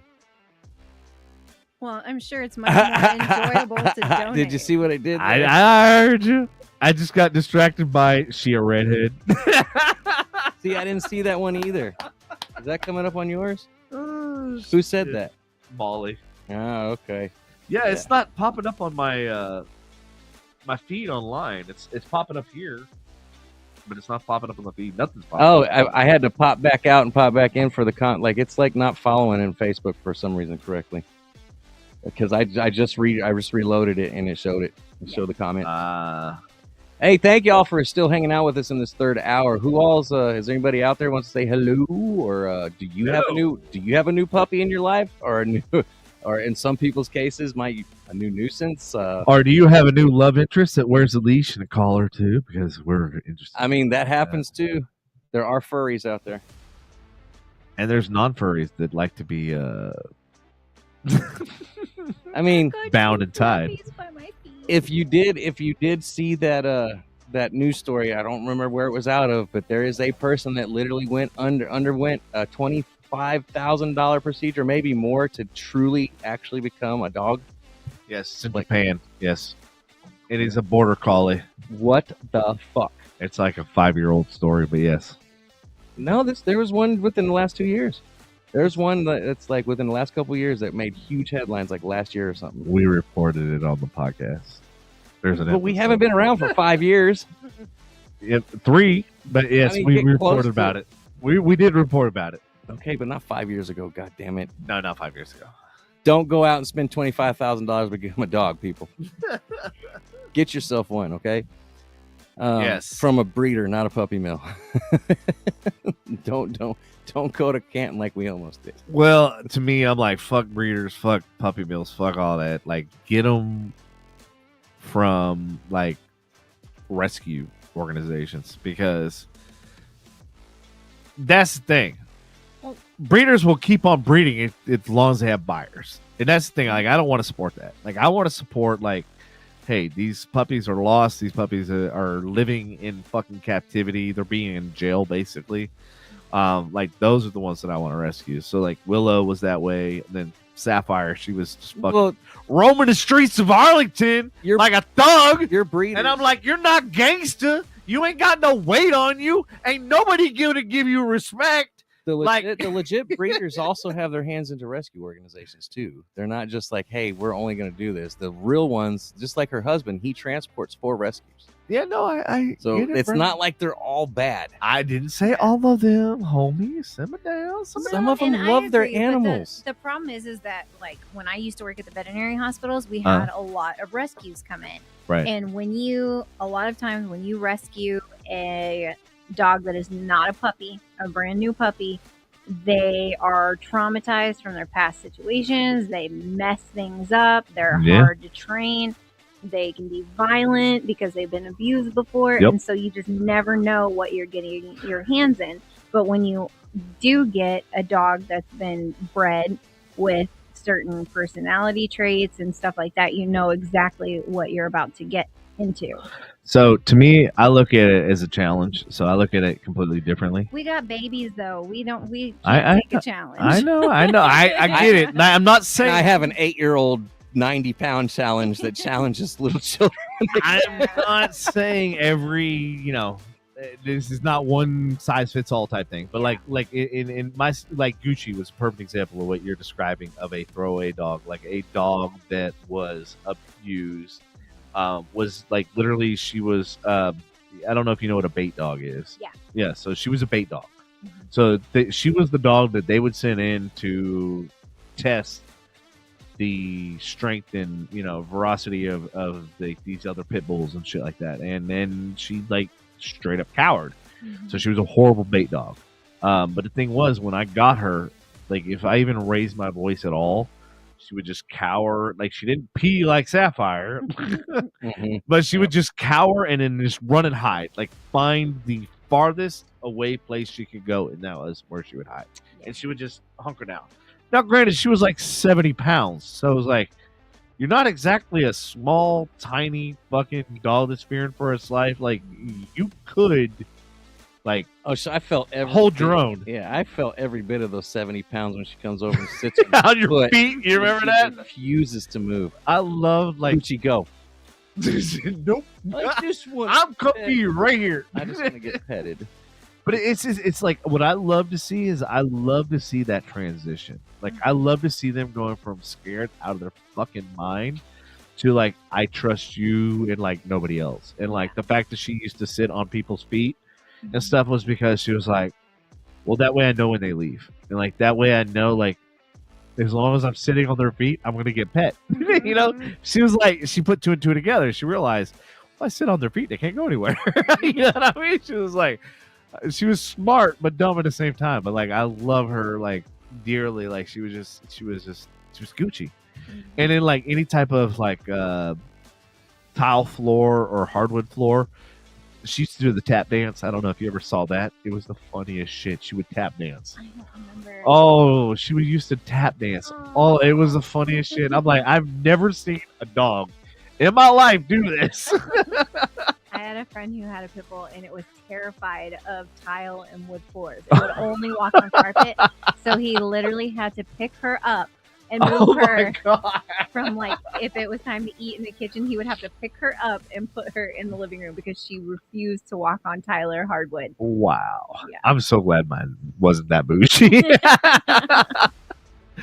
But no, it was really interesting because like Don't roll backwards, by the way. Okay. Kayla's kids used to pick up Sable, pick her up upside down, and I was like, Oh no. shit. Yeah, I was like, nobody's ever done like she's not gonna have that, and like she was just copacetic, dude. She was just like, cool. I'm like, bitch, you wouldn't even let me do that. But it's just like it's cool to see the transition, like especially Willow. Like she was an asshole when I first got her, like straight up fucking bit me, and I was like, "Oh, you're gonna learn today, motherfucker." She's a baby doll now. I know, and now she's sweet. She's like just not trying to be all nippy, and when I'm trying to brush her, I set her straight. I'm like, "You gonna learn? No." Don't be a bad dog. Yeah. And so it's like she'll get upset here and there, but like she'll still let me like brush her. Everybody out there, y'all got pets? Y'all got dogs that you love? Cats? I have a cat that I don't know if I would call it love. I don't mind her. You get mad when she Molly doesn't come says, on. Devin, you hear that? Get yourself a female from the breeding category, not a rescued one. You need to know what you're getting yourself into. Well, if these bitches, if they had paperwork, if they came with paperwork, it would be less complicated. It's like instead of a Carfax, it's a bitch fax. All right, we're gonna start a new website called bitchfax.com. prior wrecked relationships she's caused, owners, previous owners. Like, is this a single owner, no accident? You guys Oh, don't even know. The my dating God. world is so messed up now. We're fucking building this. Females do this to males. Coin as it. it is I'm already. Timestamp. Hey, Ashley. Timestamp. We do background checks on you guys before we go on a first date. We go and look through all of your social media to look for past relationships or like. Well, we want crackdown reports. We want to know how many beds you've been crack-a-lacking in. I mean, I would like to say that, but then I'd have to divulge, like, legally, I'd be required to divulge the beds I was crack-a-lacking in, and I'd rather not do that. I've been good last 6 years. I was a virgin. Until I had Jackson, but after that I was reborn. Oh yeah, Molly. I went to church. Molly's right. She went through she audited my whole goddamn Facebook.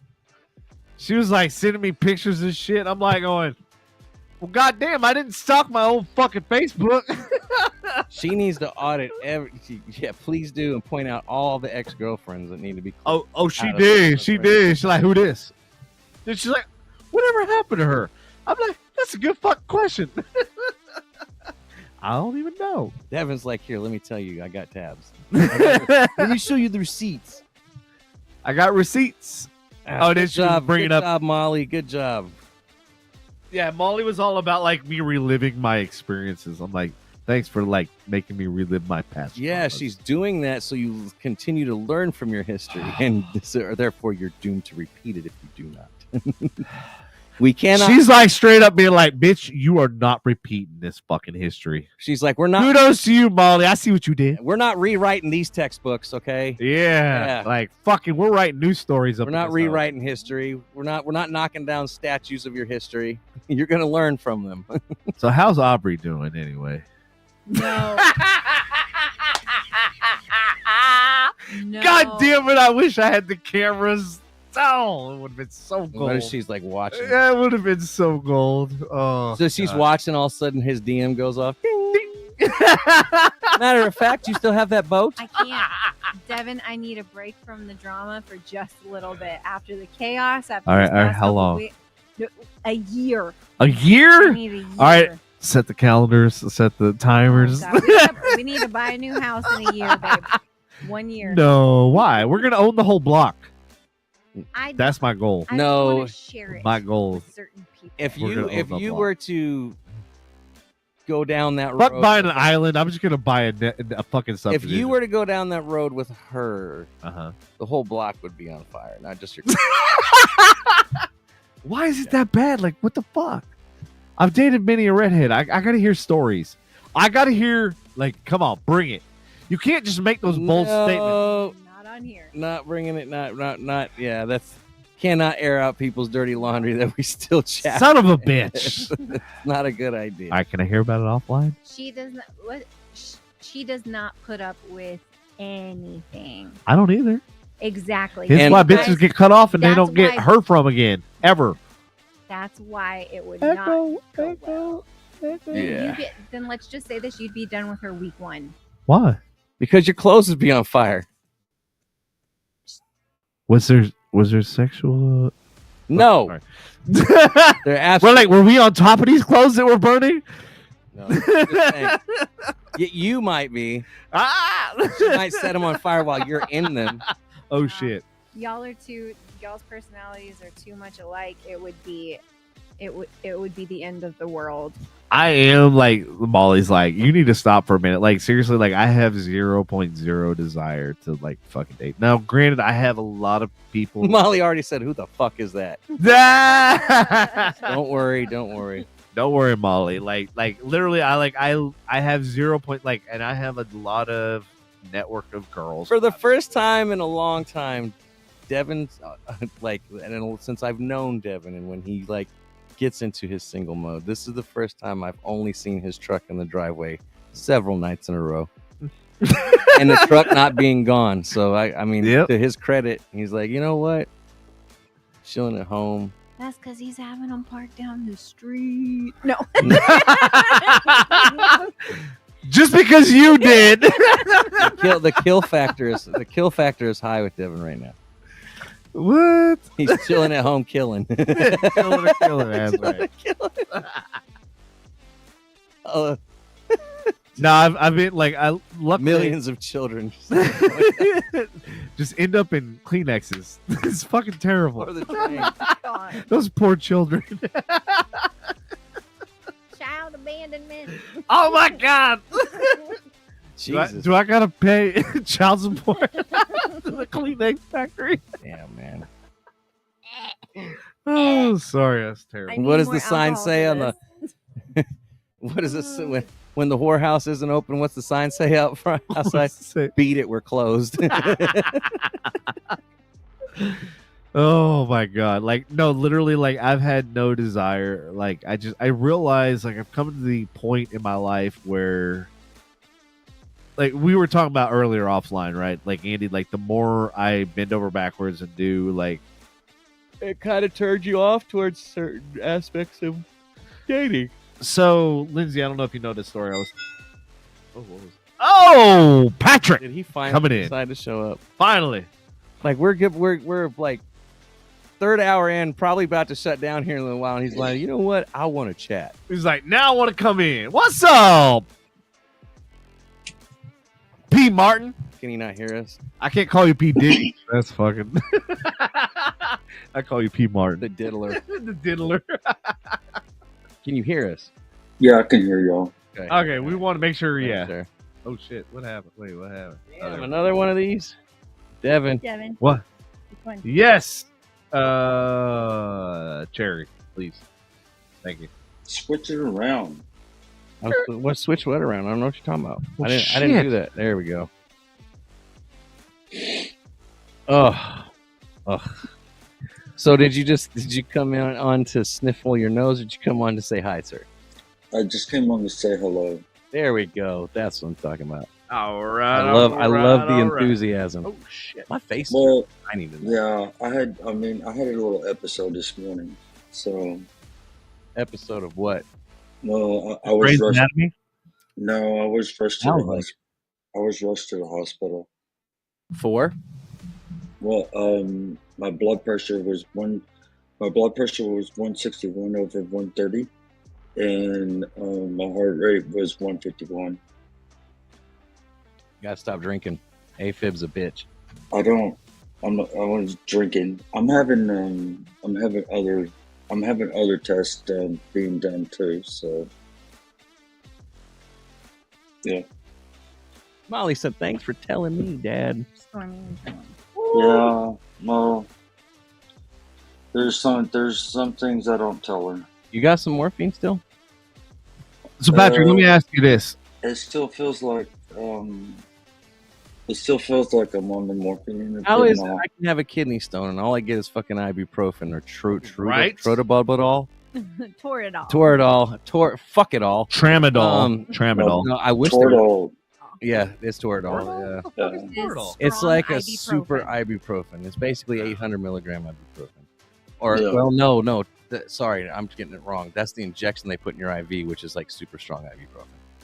I'll be like, bitch, and give me that tramp. Yeah, I'm sitting there. You saw me. I'm sitting there fucking dying. They're like, here's Yeah. some ibuprofen, and fucking he goes in fucking AFib, and they're like, here, have all the painkillers. Like, what the fuck? Well, yeah. The troponins came back, or the heart enzymes, they came back kind of abnormal a little bit, but it's nothing that they were worried about, you know. Were you very anxious when this was going on? Is that what caused this? I mean, I can't imagine why or how. Yeah. Well, That would never happen. We won't speculate on that, but was that There's no speculations here, sir. is that what caused it? No, I mean, I was just doing my work, and it just all of a sudden came on. Real, I mean, it was like Fast and Furious and everything. Maybe God is telling you that your life is short and you need to not take it for granted. Maybe so. Yep. To love So everything. Not so so it's just one of those things, you know. I mean, Maybe it's life telling you, what are you going to do differently? Obviously, you're doing the same thing, and you're repeating the same pattern. no, I'm So not. what's going to happen that's different and change? I've changed. I'm sorry, but like I've heard this time and time again. And I love you to death, like you're my bro. But at the end of the day, like what we literally talked about for the last 2 hours is like, if you don't elicit change, then you're bound to repeat the same fucking patterns. I like Same habits. I like illicit statements. Actually, I've been doing really well with With what? What's your solution? with all the Drugs? with all. Not a solution. I love drugs. Well, let me. Oh, so wait, shit, I did not Here say we that. go. Let me finish. We're letting you go. I'm just. I've been having just, how can I say it? I've been doing well with the anxiety. I mean, I haven't been looked at in like maybe a year or so, or whatever. I'm looking at you right now. What are you talking No, I'm Man, saying it. I know. I'm saying Like 300 episodes, bro. You've been looked at, about? I look at No. you. and we know Dr. Collins checking you out. So Mhm. see that smile? He didn't smile, Got him. but he didn't smile. Got him. He laughed. I know how to get the But- fucker. Hey, you can't forget about the nurse practitioner too, Scarlett. Oh shit, he got a new one. Is she redhead? Hold on, is she redhead? I need. Well, then if her name is She Scarlett, is red. it's a redhead. I'm gonna say get the. She is a redhead. Hello, her name's Scarlett. Yeah, I got that fever. What? But no, It would be kind of pointless to name somebody Scarlett if they didn't have. Yeah, like your redhead. Like no. they just. I mean, it just can't just. It just came on Fast and Furious, and I mean, it caused me. I was Scarlett sweating. did. Those Scarlett's redheads. No, They no. come in Exams. fast and furious. I'm talking about this morning.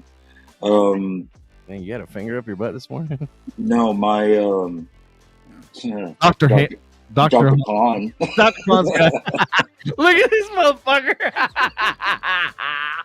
Jesus, like a motherfucker. Look at this dude, like a. But no, Oh, my whole left side started to go numb. I was sweating. I looked at my heart rate. I guess it made me panic, and that never makes anything better. no, it doesn't. But Oh shit, it's elevated. Let's elevate it even more. Well, I'm not Well, gonna lie. Like, well, you know what? he's coming from on that shit worries you, and it's hard to bring it back. Yeah, bring it back and it's really hard to bring it down. Well, Patrick's pretty good about like focusing his concentration and bringing it down. I've seen you do it. Yeah, I know you can do it. You've told me you can do it. I've seen you do it. I can do it, and I just had a hard time. Work called Misty, and Misty came up to Presby and Allen, to sit with me and everything, and all that. She missed work today, but I'm glad she was there to support you. yeah. I mean, she's there all the time for me. And Hey, you have an amazing woman, and you should be fucking like seriously. well, yeah, thank you. No, I do. you're very lucky. Like I do. I wish I had even half the woman that like you found with her. Like seriously, no Yeah. bullshit. Like Yeah, I mean, I look in your rear view, like in the camera, and I see the Bills thing, and I'm like going, like, has any woman ever even done a remotely even fractional of what she's done? And I'm like, no, fuck no. Like literally, I was thinking about it today. I was like going, you know what? Okay, so this last girlfriend cost me at least $10,000. The girlfriend before that cost me $700. The girlfriend before that cost me $500. And it's sad when I go down the list. Why are you keeping track of costs of relationships? Business, baby. Lynch is That's right. not how you're supposed to look at a relationship. Relationships are an investment, period. Ah, you just Yeah, and you got to take the good with the bad. investment. You just Right. you literally sign, seal, delivered. Exactly where I'm coming from. It's an investment. Time, money, energy. 3 things I invest into a person. Mhm. Time, energy, money. Yeah, but So- you don't keep track of it. I keep track of all my investments. I can tell you every investment I've Okay, ever. if you treat Nobody. relationships as investments and business arrangements, they ain't gonna work out, homie. I didn't say business arrangements. I said it just investment. I'm investing my time, I'm investing my energy, and I'm investing my money into you. Well, relationships. So I hope Yeah. to God this investment works out. If it doesn't, then you just cost me time, money, and energy, and I can't get any of those back. Well, I mean, I can get money back. It's Clearly, the that's why I like experience and write the bitches learning off. lesson if it doesn't work out. You got to find the good in it. You're gonna be like, you know what? I know I'm not gonna do that again. Yeah, you know what the good in it is when I close that door and say, "Moving on, right on." The goodness in it is Tommy's testes. Tommy's testes stand the test of time, You missed that story earlier. and so did Patrick. Everybody's like going, "What the fuck is What? that?" See? So apparently, as All right, fill them in. a Latin station down in Mexico was covering the eclipse, somehow a clip of testicles going over a light became the censor video that got played. Sounds like something we would do. 'Cause no one would do that on purpose. It was an accident, but apparently it was said that it was supposedly Tommy Lee's testicles. Tommy Lee eventually came out and said, "Oh, those aren't mine." Though I went ahead and reposted the video to get laughs. He also took it down, but yeah, there's a. They coined TMZ looked like they coined the phrase Tommy's testes. So, Yeah. oh man, they can't hear Irony. We're playing your song, but you can't hear it worldwide. Prestige worldwide. Wide. Sorry, we got to fill you in because the soundboard no longer plays, and we don't know why. Yeah, we don't know. But thank you for joining us tonight, Brian. We appreciate it. Hey, and Byrony, thank you for the stars. That was awesome. The stars at night. Oh wait, no. Yesterday we saw stars during the eclipse, and she's like, "Stars at day." Oh wait. Keep you gay deep in the heart of Texas. Damn, I don't want to look at an eclipse ever again now. Shit. Just make sure it's PSX. So, so Going full circle.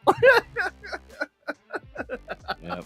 Bro, like, you'd be proud of us. Like, we've brought this show full circle like 3 fucking times tonight. Like, Really? I don't even know y'all how. didn't have a drink either, did you? Hello. Not really. I mean, we've had shots. We haven't really been drinking. Nah, we haven't been. Oh, okay. Yeah. It wasn't like the other night when fucking No. We played. Joy was like, drink all those Everclear shots. There, I'm take like, the rest oh, of the Jello shots. No. Like, oh Mm-mm. shit, Dude, I know where this is felt- going. fucking terrible the next day. Oh my god, I was bad. Yeah, I wasn't feeling great when I got home either. Yeah. Ugh, Yeah. night. I was like, Andy, can I sober in your pool? It was cold enough. Dude, That's cold. did I tell you about the latest drama with my fucking pool? Yeah, you almost died. Yeah, I did. I- And- I saw it. Spring shot saw out. it. Spring shot out and like hit him in his testicles. I literally, like, I looked at my feet and I'm like, there's the washer, there's the spring, there's the bolt. I'm like going, how did I not fucking die? Like, literally, he was all these metal pieces he was were like, right by me. spectacles, testicles, wallet, and watch. I'm good. I'm good. I'm great. Thank God they're all there. Yeah. So remember I asked you to if I could borrow your tap and die set. Yep. So I called the local hardware store down here in Lake Dallas. And he told me it's gonna be $120. I said, what? They are the tap and die set. Yeah. They are depending on the quality you get, they can be a little pricey. So luckily, I got to talk to the old man. I don't know if you've ever met the old man there. Like, I love that guy. Like, I wish I want to donate money to that guy because, like, I love him as a person. I don't want his store to go away. Yeah, and like he's an amazing person. Like, I just want to donate. Like, he literally said, he goes, I didn't tell you this. Well, actually, he didn't even say that. He's like, go to Harbor Freight. He goes, they got it for like half price. So I went to Harbor Freight and they had the full fucking set for like 92 different fucking bolts and shit. I think it was like $60. And I'm like, and it's still half the price. Uh-oh, what'd you do? He has a treat. He doesn't even like the treats. So why is she barking? Because she's like, why she get a treat? This one doesn't even care. She's like, if you're gonna make me work for it, I don't even want it. Hey. Well, you know how Willow is. I'm gonna take off. I'm gonna go to sleep. I'm gonna take off. All right, man. Well, good night. Good seeing you. Deuces. See y'all. Bye. Later, man. Have a good night. Have a good night. Get some rest. Sleep well.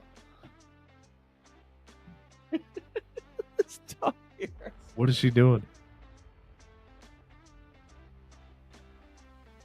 Like, I just threw a little treat down. She just looked at it. That's behind my butt. I don't feel like getting it. Like this. Oh, so she's stubborn like this fucking one. This dog is gonna be so spoiled rotten.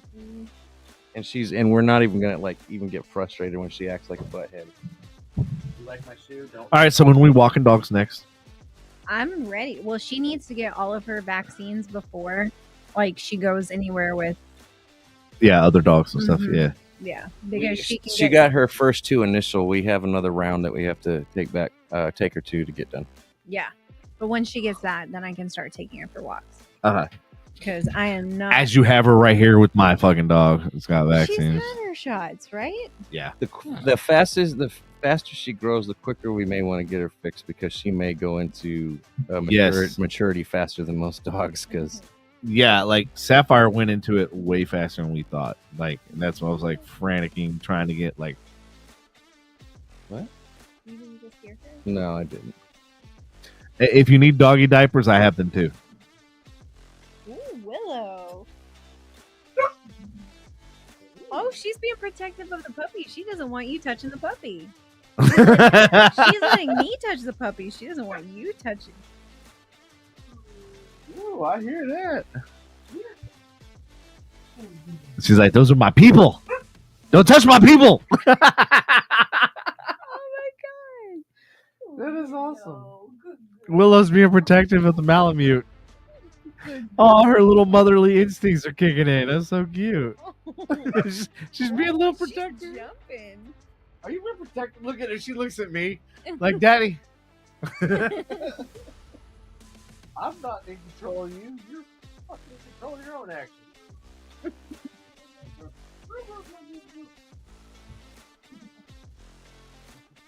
Oh, you're gonna roll over. Oh, come here, baby girl. Oh, come on, baby. Come here. You're so far away. Come here. So it's just a fluffy overload tonight with the cute doggies in the house. Yeah. She's interested. Where are you going? Where are you going?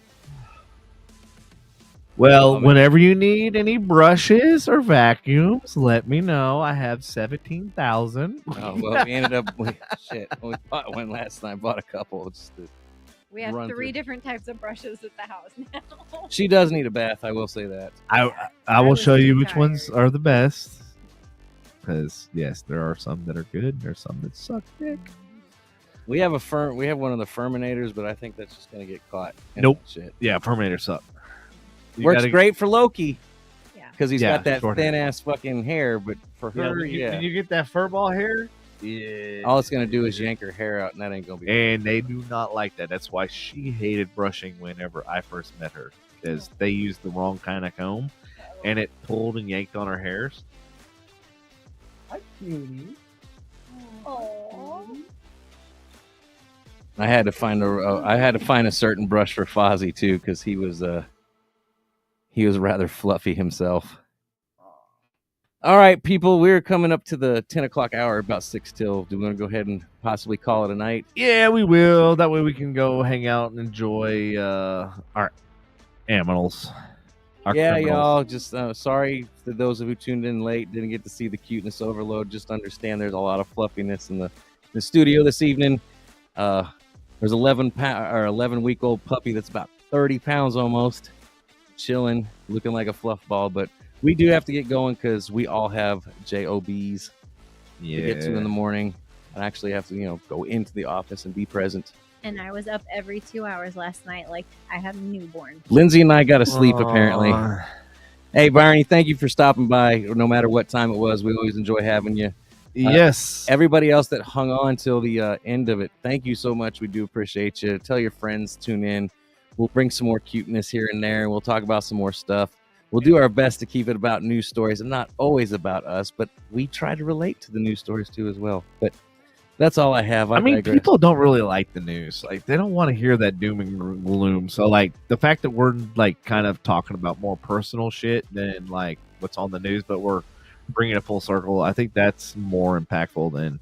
I know how we can relate to it. Yeah. I mean, like, granted, the stuff that happened with the Crumleys and stuff that happened today, so, like, that was relevant. That was, like, newsworthy. But, like, a lot of people have jobs. Opinions on it, too, as well. Yeah, no. And that's what I'm saying. Like, that's what people, like, want to hear. And they want to, like, what's your thoughts? What are your... And then we, like, try to throw that back to the audience. Do you lick balls or do they lick balls? Who licks balls the most? But anyway, thank y'all, everybody, for tuning in. Love you long time. If you haven't liked, subscribe, do so now. Turn on your notifications so that way you get notified when we go live. We will catch you next Tuesday if we don't hear from you before then. All right. Thank you. Love you long